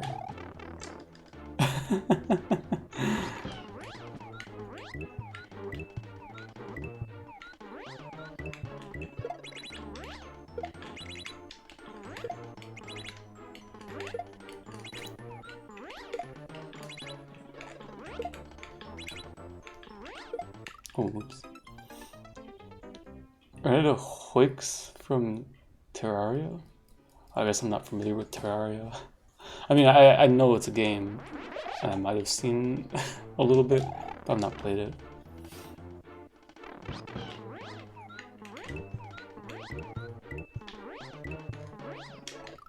Ugh. Some glitch feature thing? Huh. That's funny.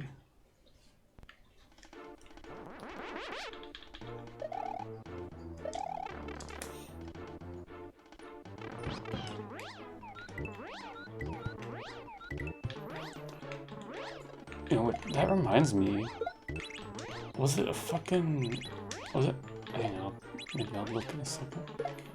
Something on Twitch that's, yeah, was it actually a notification, or was it a creator update? No, because they can't fucking put it in the creator updates. So they put it fucking somewhere.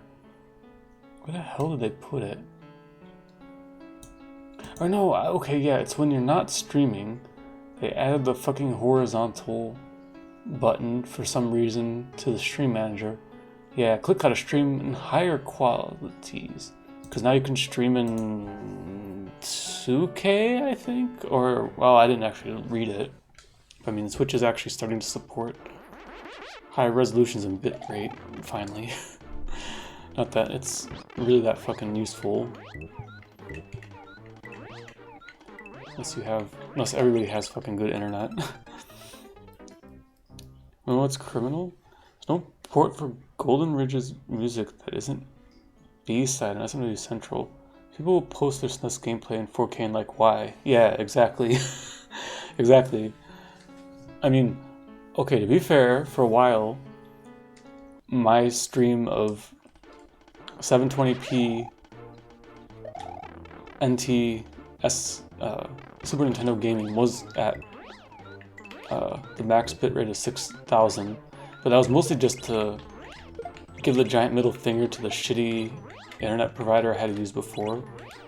So when I actually had good internet, I did that. I switched to that for a bit. But like, I stream with 4K bitrate, 720p, and that is actually overkill for like 90% of stuff. I could cut the bitrate in half. But at some point, though, it's like, people have to actually be able to watch the video too. And it's not necessary for a lot of games, but some games do need it. And it's even worse when somebody's like, I'm gonna stream it 1080p, 60 FPS. Oh, my internet and computer aren't the best. Huh, I'll drop the bitrate to like 1K. 1K megabit, or, yeah, 1K. And then it is literally incomprehensible, anything that they're streaming, unless it's a still picture. It's like, they need to explain these things better to new streamers. What if you're using Super Z SNES and streaming in 4K so everyone can see the detail?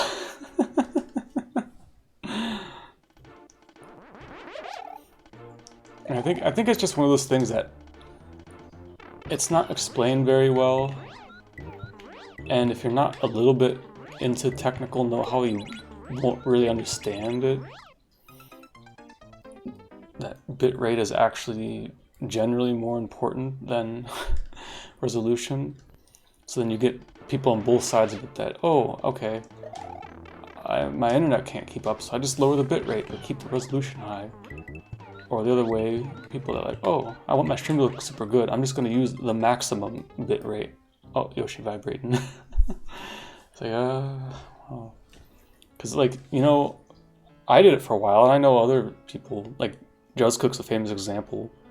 You know, you can stream this game at 480p with, like, 500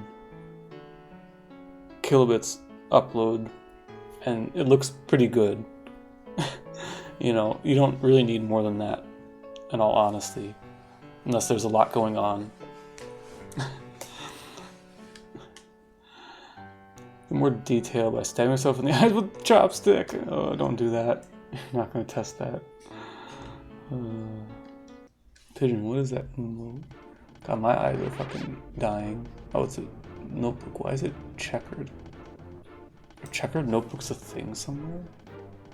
I guess I haven't bought a notebook in a long time.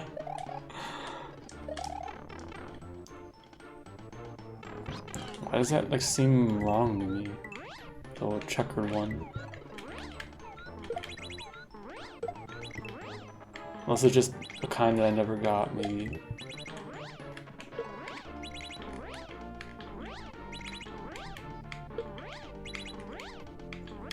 Oh, come on, get some pumps. Mothman Pride shirt? Yeah.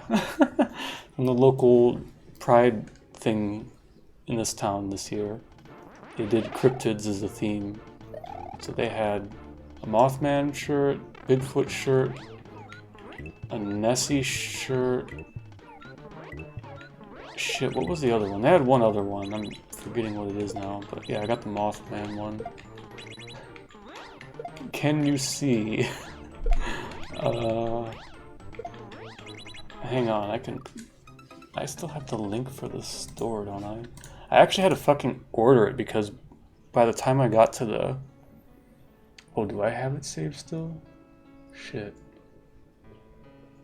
Hang on. Oh yeah, I do have it saved. Except I don't know if this is gonna dox me if I do this. Oh, where is it? Oh, it was like Cthulhu. So what was the other one?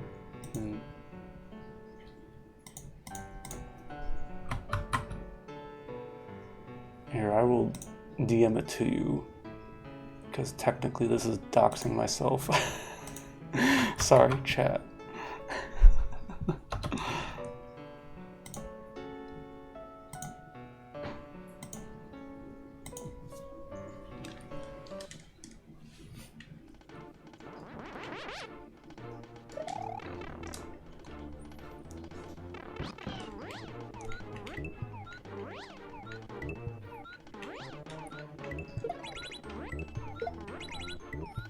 I mean, I guess I could go dig it out of my closet, but I'm kind of lazy. And it's probably annoying to get it to look right on the camera, because the lighting sucks in here.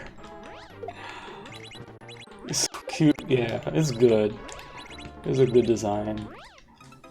And people flipping shit about Mothman, because I guess there's like a bunch of Mothman shit in Chicago.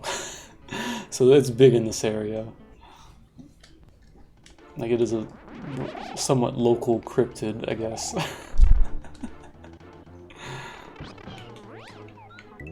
Yeah, it was actually funny. I wore it. Yeah, actually it was, I guess, the 4th of July pool barbecue thing. But I have one cousin that spent a lot of her life living in Chicago, though she lives elsewhere now, and she like screamed when she saw that shirt. It's funny.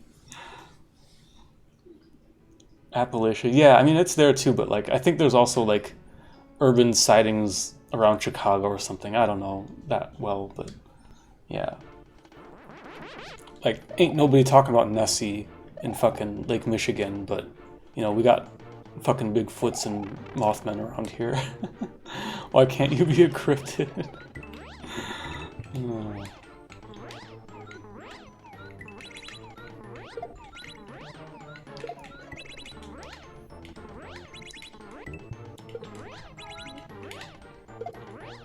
Just gotta get a really grainy photograph of yourself doing something random. Get it posted on Reddit or wherever the fuck people post that shit these days. Oh, really? Damn.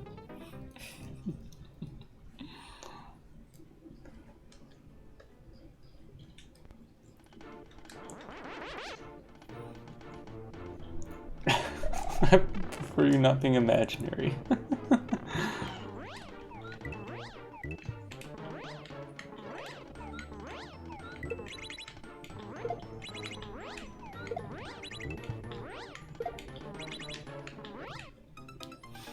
Getting a really grainy image of yourself in an onion costume, saying it's Alex Jones.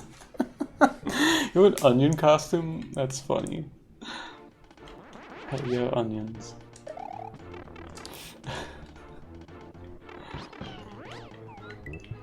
Oh my god.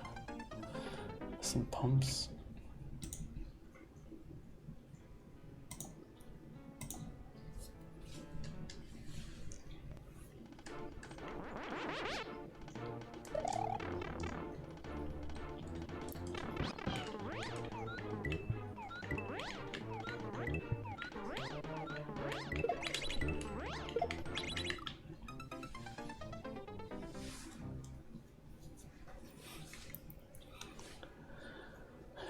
Just imagine him seeing onions in a supermarket just foaming at the mouth.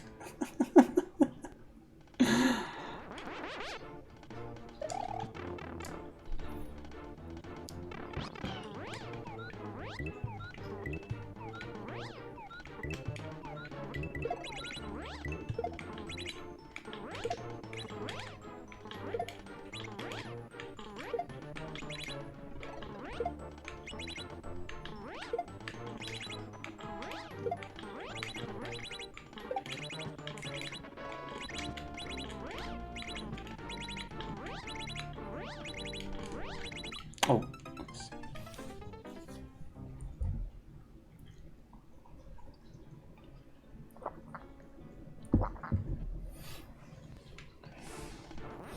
Man, I haven't heard any good cryptid shit lately.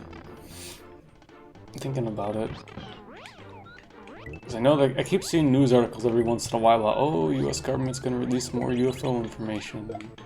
Never actually hear anything. Well, I guess part of it is because I don't have TV.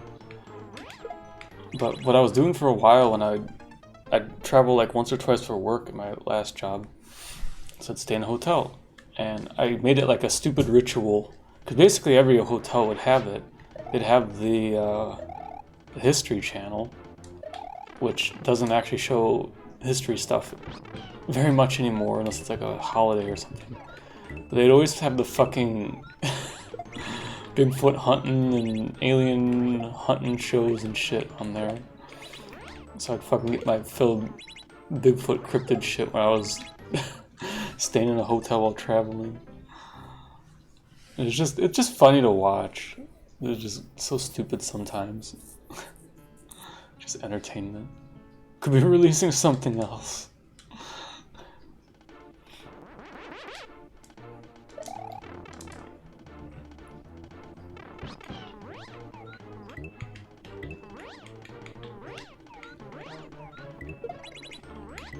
Well, it does remind me, there was something, I have to try to remember to look this up again. There's, I guess, a documentary coming out about that old Bigfoot sighting film from like, I don't know, when was it, in like the 70s or 80s, that caused a lot of controversy.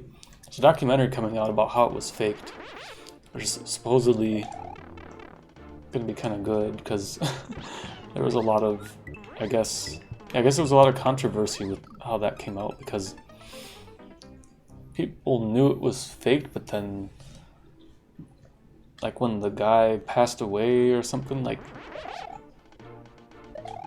somebody kept the rights for it because they were making money, and so they didn't want the truth to get out, so that's why it, like, perpetuated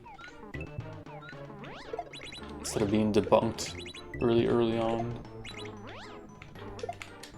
Something weird. Oh, I shouldn't say weird. It's something like that. Good old capitalism. Oh, we're gonna make a bunch of money off this lie.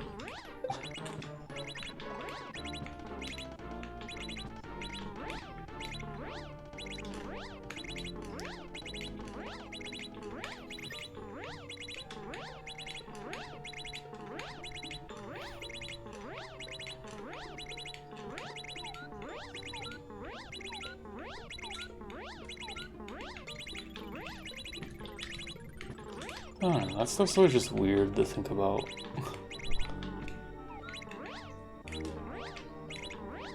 Oh, damn it. There's some...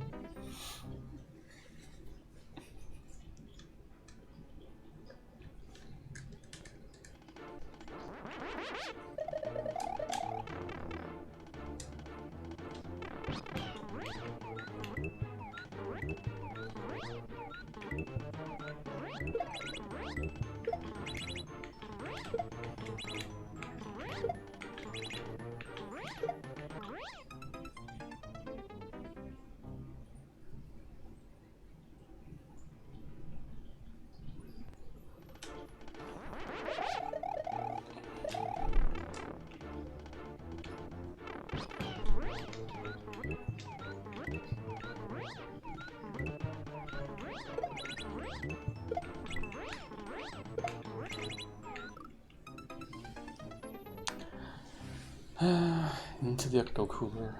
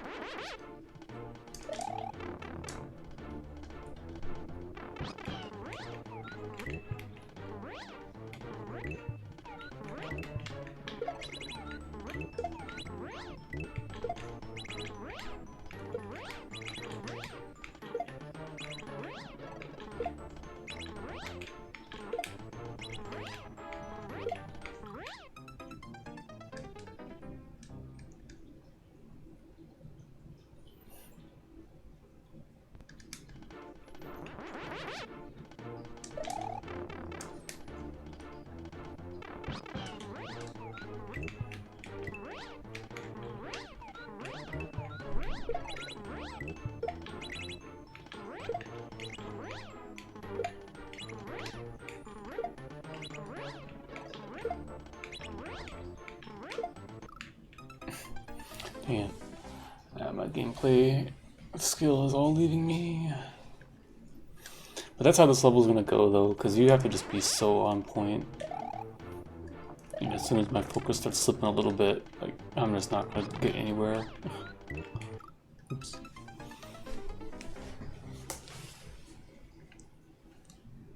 Toffee's so comfy over there. Figure she did get up to see me, but it was right when I got up to take a break. And by the time I was back, she was already zonked in on the couch. Oh, whoops.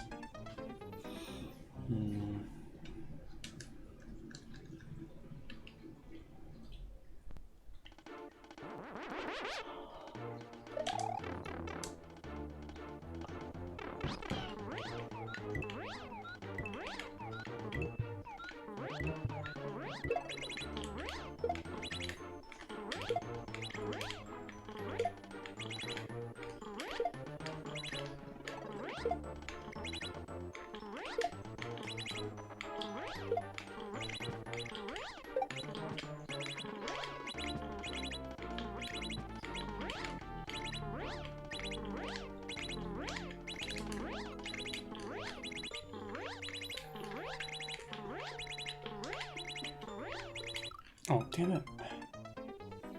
Just a little too much. What are you doing, Toffee? Is your ear itching? What you doing? She's kind of staring at me.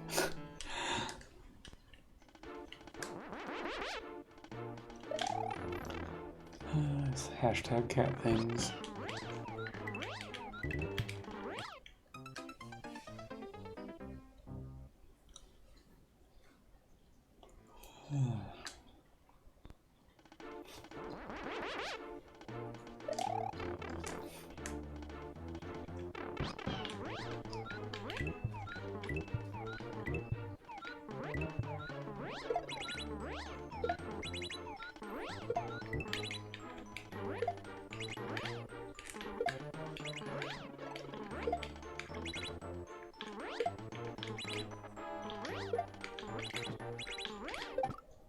Dang it. I really want to make a ROM hack, but I can't get yourself to do anything, don't know why. Oof. Yeah, that's always tough. I'm kind of bad about that kind of thing too, like starting something. It takes way too much energy sometimes, effort. Just gotta do it. I don't know. Just start small. Make an empty folder. Copy a ROM file to it. Go make yourself a tea. Come back a month later and open it in Mirror Magic. I really don't have advice. But yeah, trying to get in the right mindset to like create stuff or do things can be a challenge. Oh, piss. I need to turn around. You've tried. Oh, oof. Hopefully we'll find some inspiration at some point. Something to give you a little push to get going. Not been in the right mindset for well over a year. That sucks. Yeah, I know how that goes, sort of. Well, I don't make ROM hacks, but like, just finding motivation to do different things that I would like to do, and then I just don't.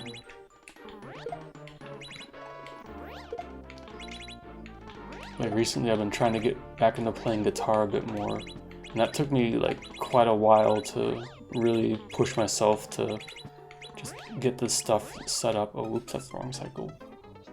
Just such a barrier. It's like I used to like playing a lot and just mental block. Plenty of inspiration, just not to really do anything with it. Oh, well, fair enough. So yeah, the willpower to actually start throwing it down. But still, I mean, it's tough.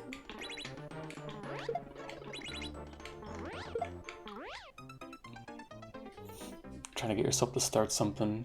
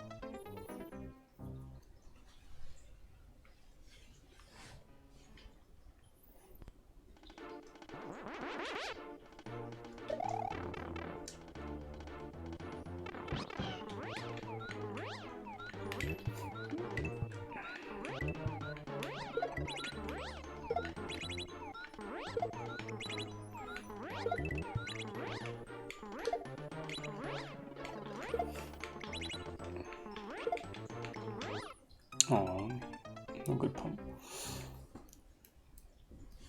Yeah, I guess the only thing I can really say is just try to break down the process into as small of pieces as you can. So that it takes less energy to do one little thing. Sometimes that can help.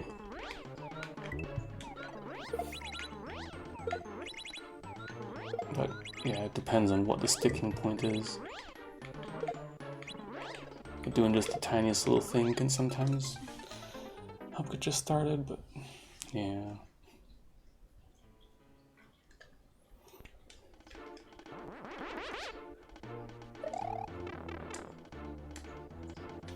Sometimes inspiration is just whimsical though. Like I very occasionally write little things, but it's always just like it happens in that moment or it doesn't happen. Like it's not something I can really force most of the time. Granted, I'm not trying very hard for it, but it's one of those things that like if inspiration strikes, like I have to do it then, or it's not gonna happen.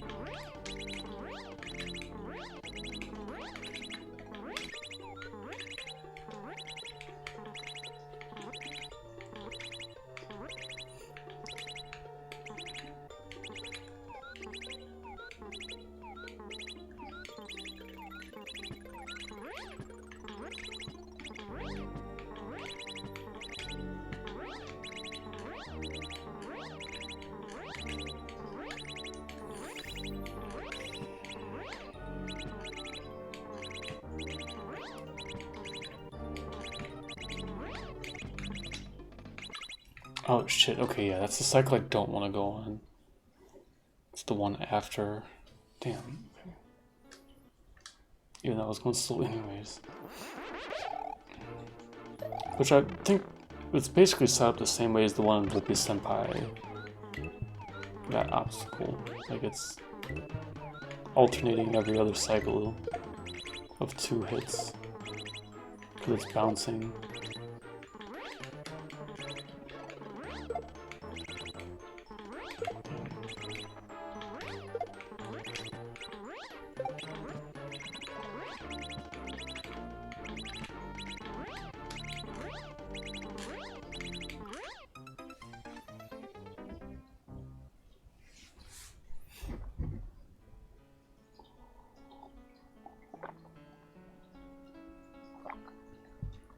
It's just a lot harder to focus on the switching cycles because of how much more attention you have to pay to doing tongueless Yoshi fly. I mean, I guess in some spots I could switch back to tongue, but only if I can get a low speed. It's probably not really worth fishing for it that long, so I just gotta move. She's still sitting there? Yeah, oh shit. Giving us the cold shoulder. Why are you facing into the pillow, Toffee? Goofy cat.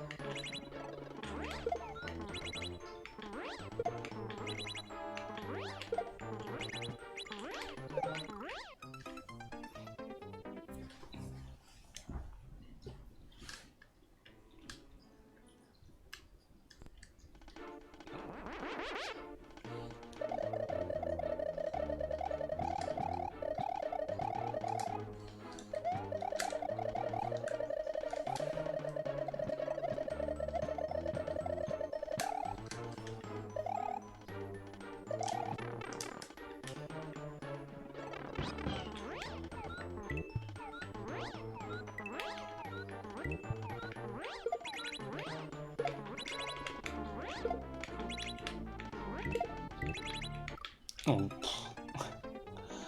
Seriously, getting these berries is kind of annoying sometimes. Both because I'm just bad at it. With the stupid little freeze when you eat them throwing me off. Maybe I should play Magicker's level more. Become one with the berry eats. Oops.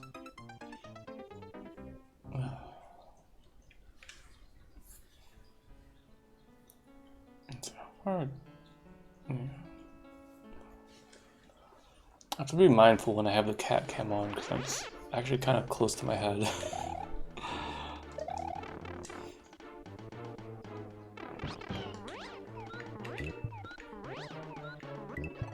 Or well, I guess I should say, if the cat cam's not cropped, I am like centered on the webcam.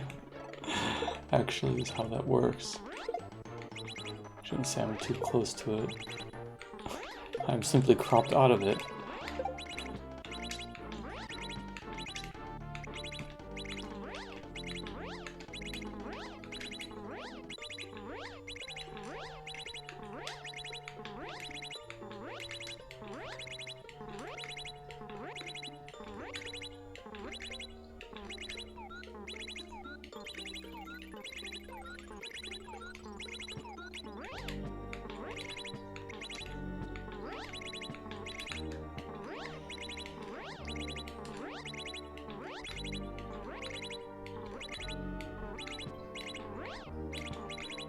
Shit. Just a little too much of a tap. Sucks, my eyes are getting kind of dry, and so I'm like trying to blink in some of those sections, and it might have thrown me off.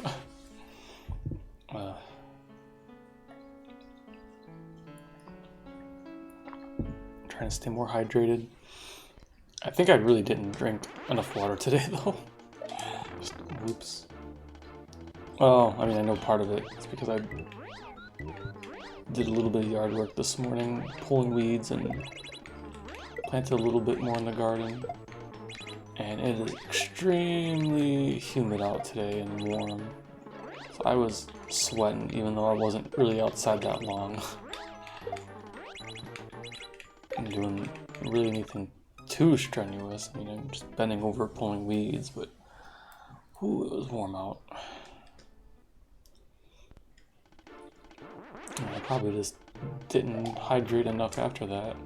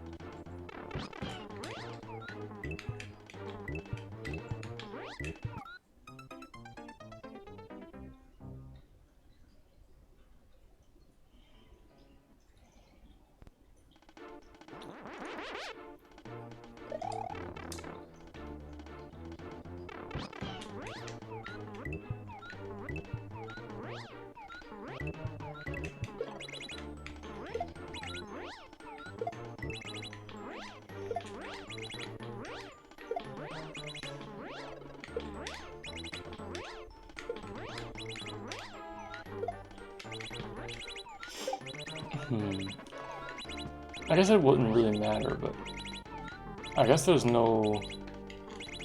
Is there a possibility to fuck up the Koopa kicking the shell if you time the berry eat frame freeze perfectly? But I guess it wouldn't really matter, because as long as he's kicked it once, it'll just work. I assume. Just the timing, yeah. Excuse me. Just the absolute timings of things might be a little bit off. Doesn't really matter.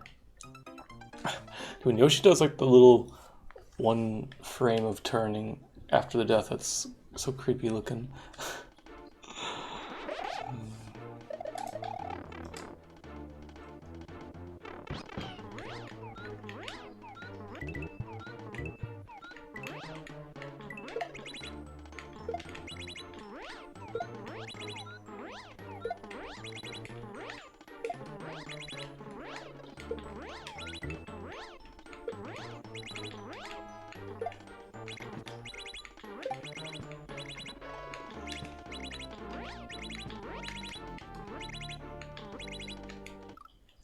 Oh, I didn't get a pump? Weird.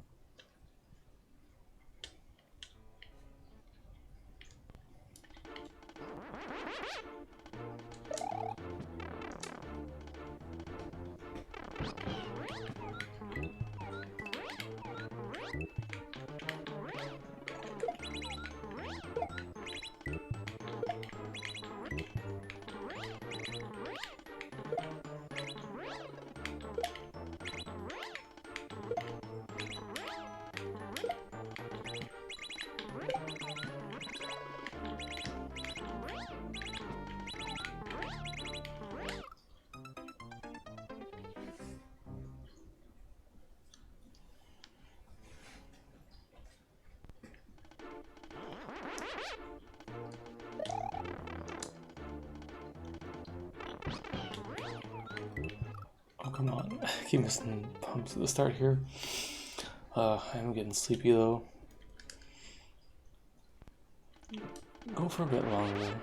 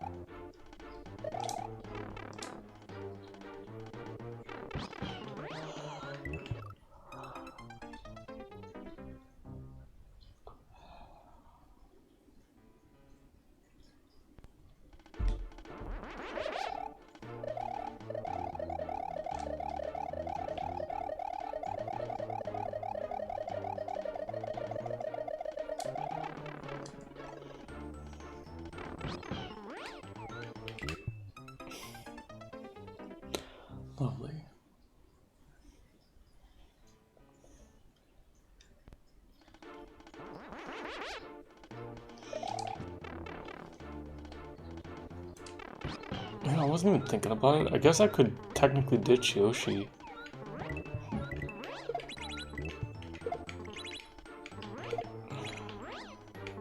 And fly through the rest of the level just to see what's at the end. Except that I'm not sure. Well, I guess the 3D tile wide is doable. Not easy though. I think that's fine.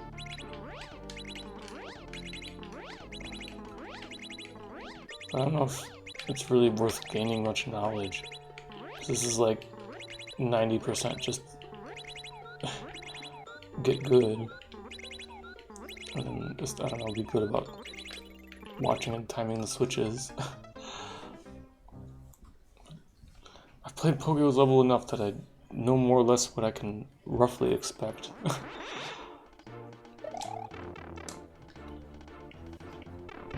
So I guess there's not much point.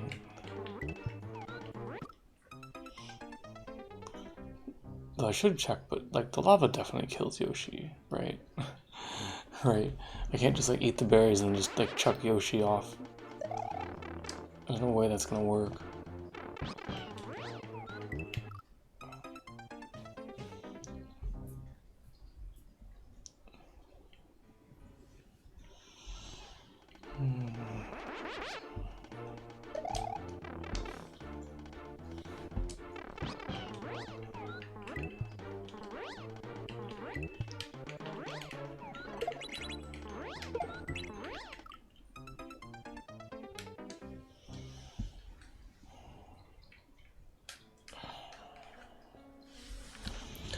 Let me stretch my hands for a second. Give them a little break.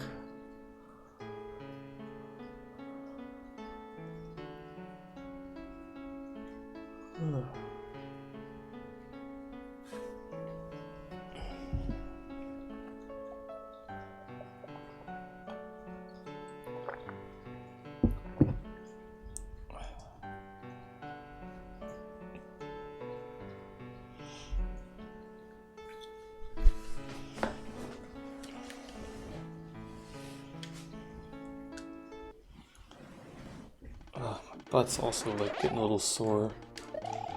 But I was on my computer a good chunk of the day.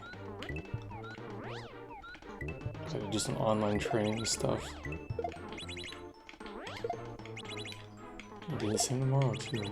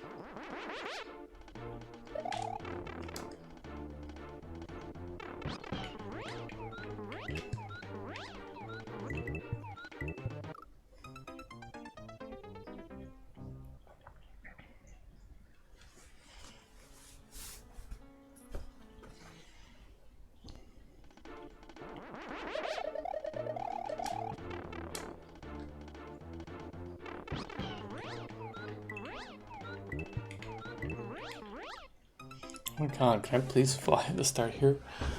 Jeez.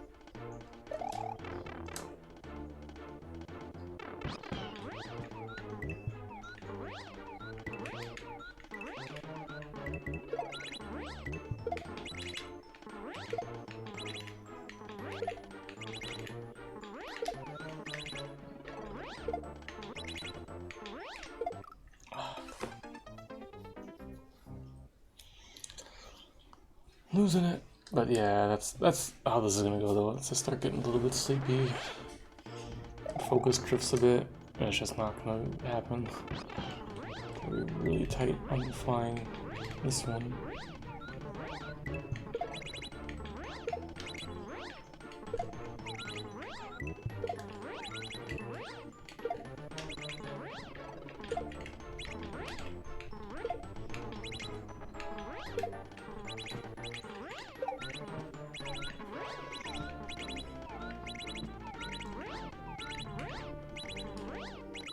Oh, come on. It's too slow.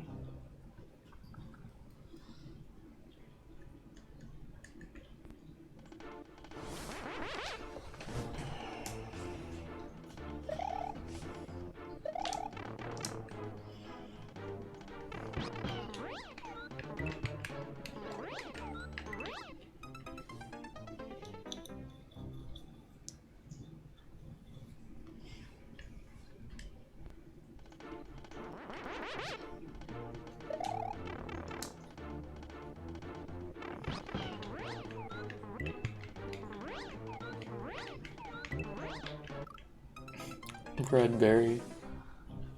I'm not even sure how I did that. I guess I canceled the eat with a tongue.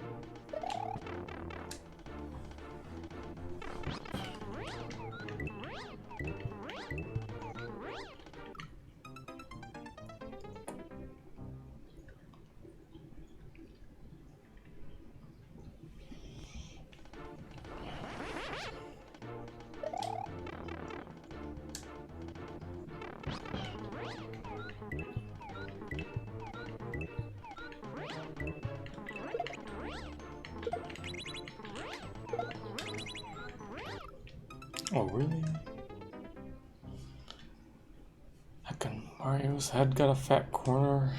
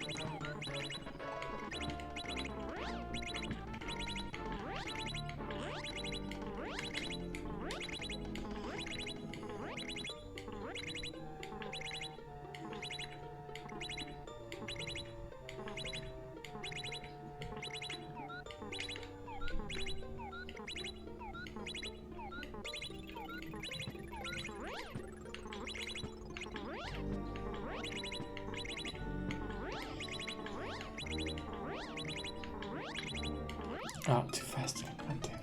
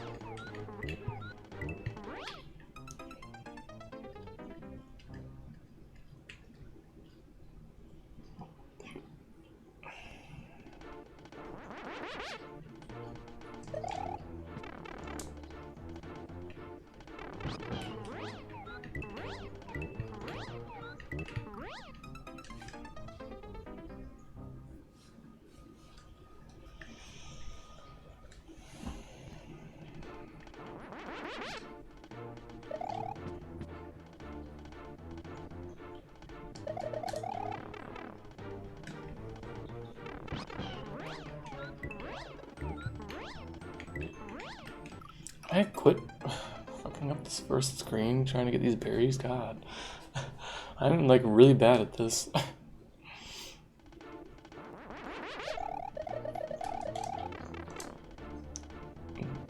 The freeze frame when you eat just messing me up so bad, and I'm trying to do tongue, Keep mistiming things. Oof.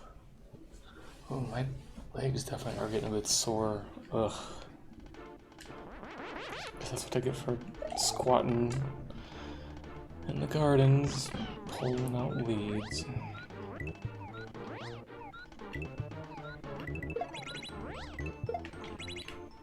It's gotta be done though. And the thing is, if I can keep up with pulling weeds, like if I can do it every week for a few minutes, it really won't be that much work.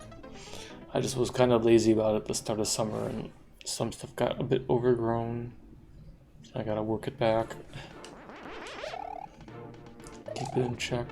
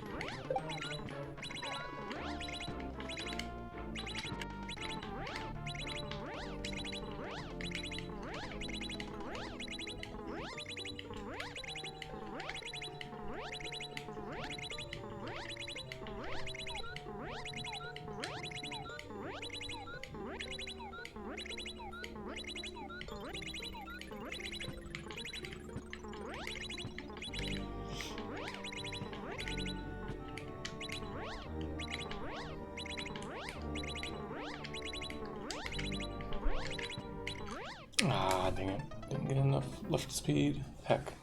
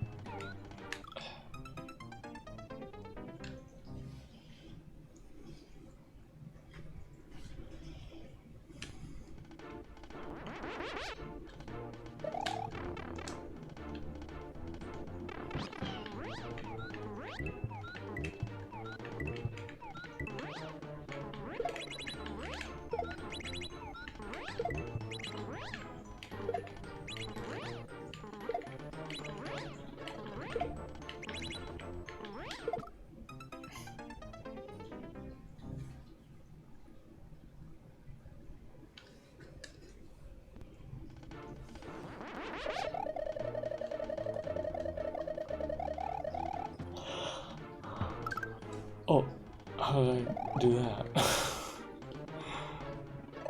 Oh, rip that fucking shell. Surprised that killed it. And the water didn't cancel the spin in time. That's weird.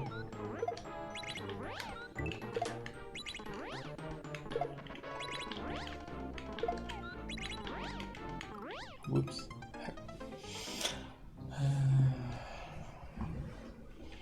All sloppy. Oh well. I did have some good attempts on this today. I can't complain. I just need to be better about staying focused, especially at this first screen.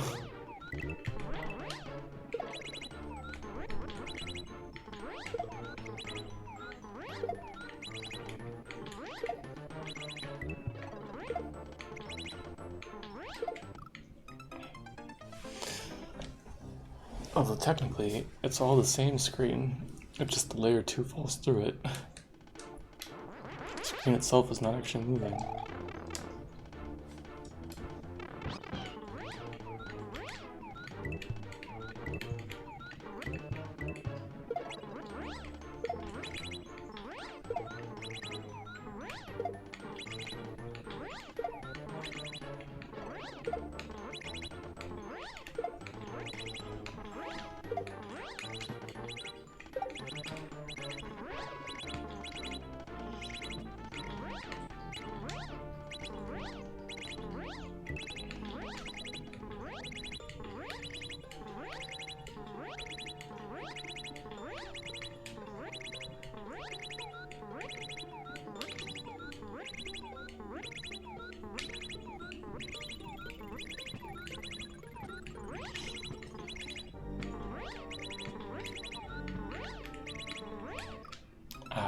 God damn. I keep timing this part wrong, but it is tough though if you're trying to do it with tongueless Yoshi fly. Because there's less opportunities to just speed up and stuff.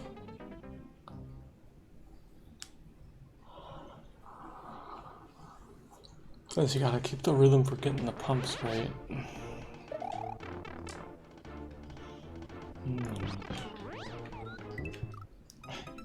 Speaking of pumps, it'd be great if I could do that. It'd be great if I could do them. Ugh.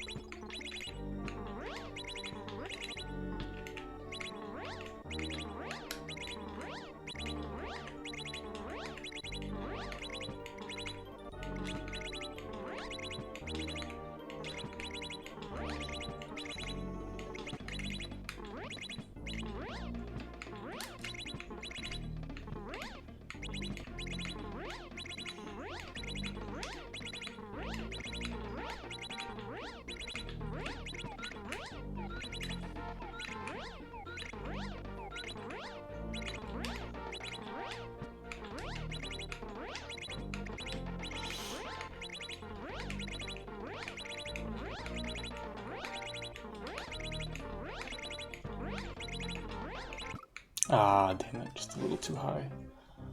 Oh, another pretty good attempt, so I think I got a tiny bit farther on the other one, but basically the same place. I just gotta find a good opening to get to there. Ugh.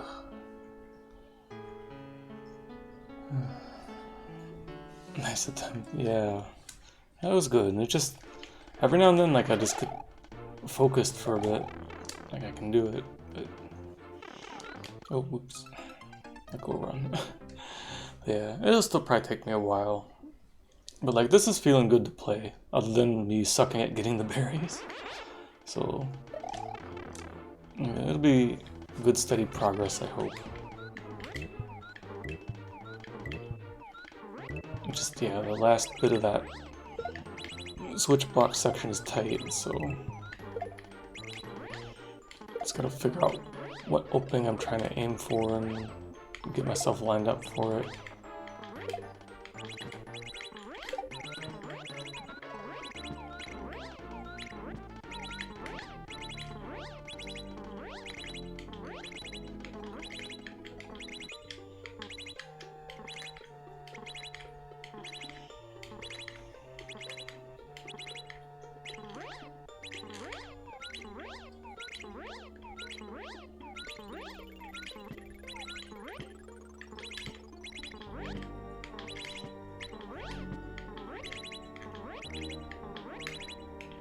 Oh, nice pump.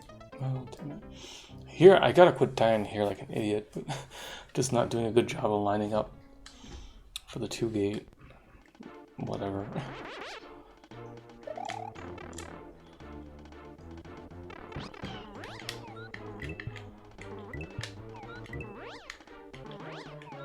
We'll get there.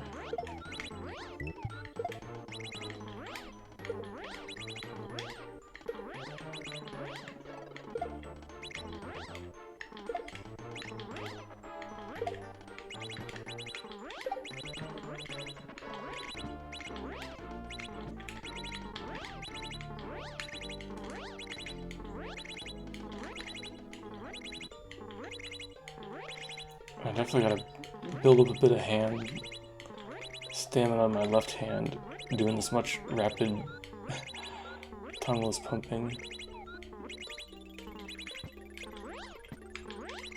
There's those like extra taps to try and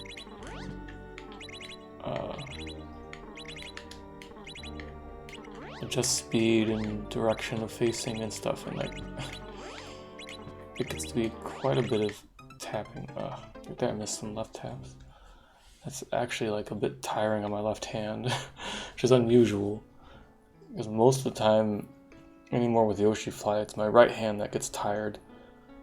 Especially if I'm doing a lot of tongue Yoshi Fly, or like an Ike's level, holding jump a lot, plus fly, run. Like that tends to tire my right hand out faster. But this one's a real workout for your left hand if you're doing any amount of tongueless.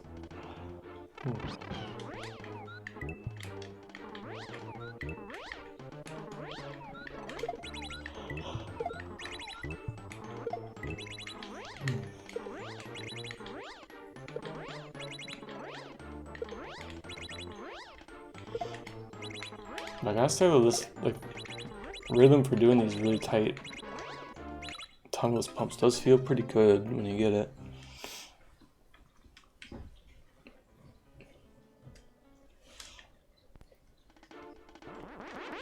Especially because like when you first,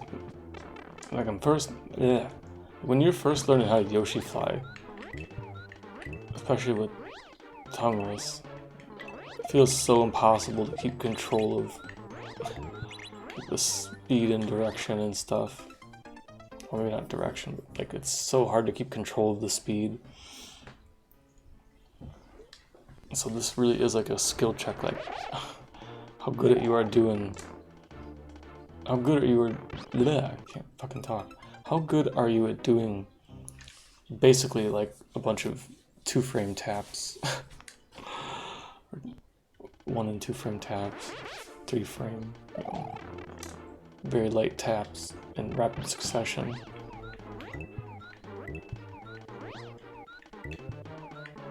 With a good rhythm.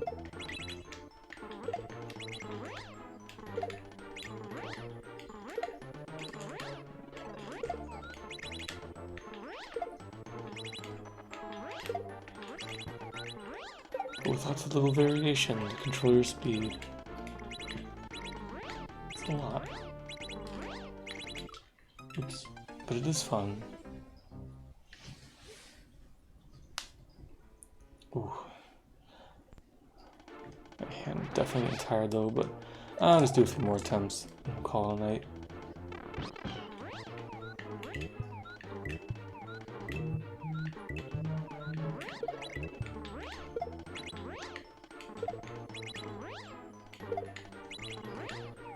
Oops, shit.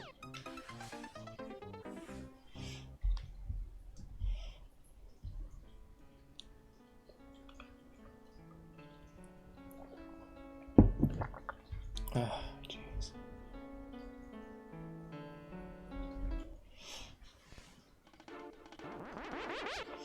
Man, did I really just not drink enough water this afternoon? Because I drank 2 whole glasses of water during this stream almost now, and I'm still like kind of thirsty. What the heck?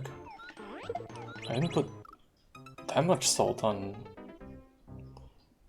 the dinner with salmon. Let's put a little bit. Oh, did the turnip puree have? I had a bit of salt. Jeez, I don't know, I'm just thirsty today, I guess. Probably because I sweat out like a gallon of water this morning. I'm still catching up from that. Just one of those days. I'm so annoyed though, because it keeps happening like this the last few weeks. There'll be severe thunderstorms that pass generally in the area, but it keeps missing where I'm at. So we haven't gotten much for rain in the last few weeks. I fucking got a 55, yeah, 55 or 60, yeah, 55 gallon drum for storing rainwater, and it's empty today. We just have not been getting any rain. And like today again, like there's severe thunderstorms, like just to the east, just to the south, but they just go around here. Like, oh, come on, let it rain. Please rain a bit. Oh, Toffee's getting up. I think there's still some chance though for rain in the morning. Really hope we get some, just fucking need it. It's been such a relatively dry summer with then like one day we'll get like a shitload of rain from a bad storm.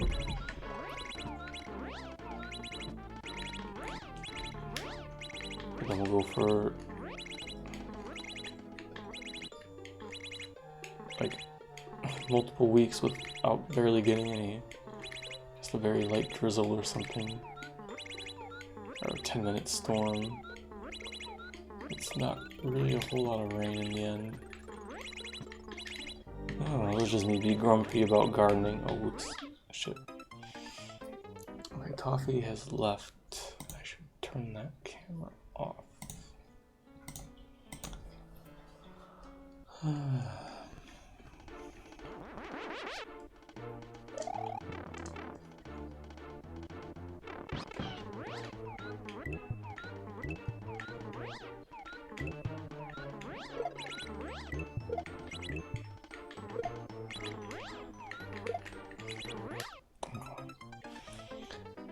Alright. One or two more tries? Come on, can I get one more decent try? That'd be nice.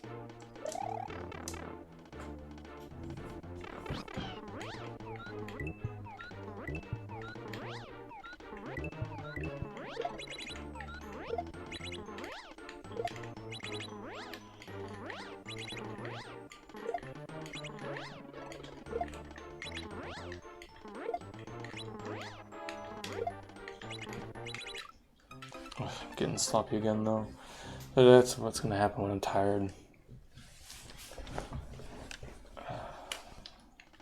This is definitely gonna be the kind of level that most likely I'm gonna beat it in the first half of the stream when I'm more fresh. But who knows?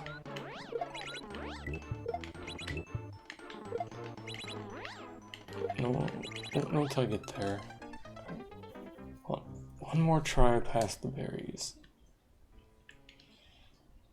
And then I should get going to bed. So I am getting sleepy fast.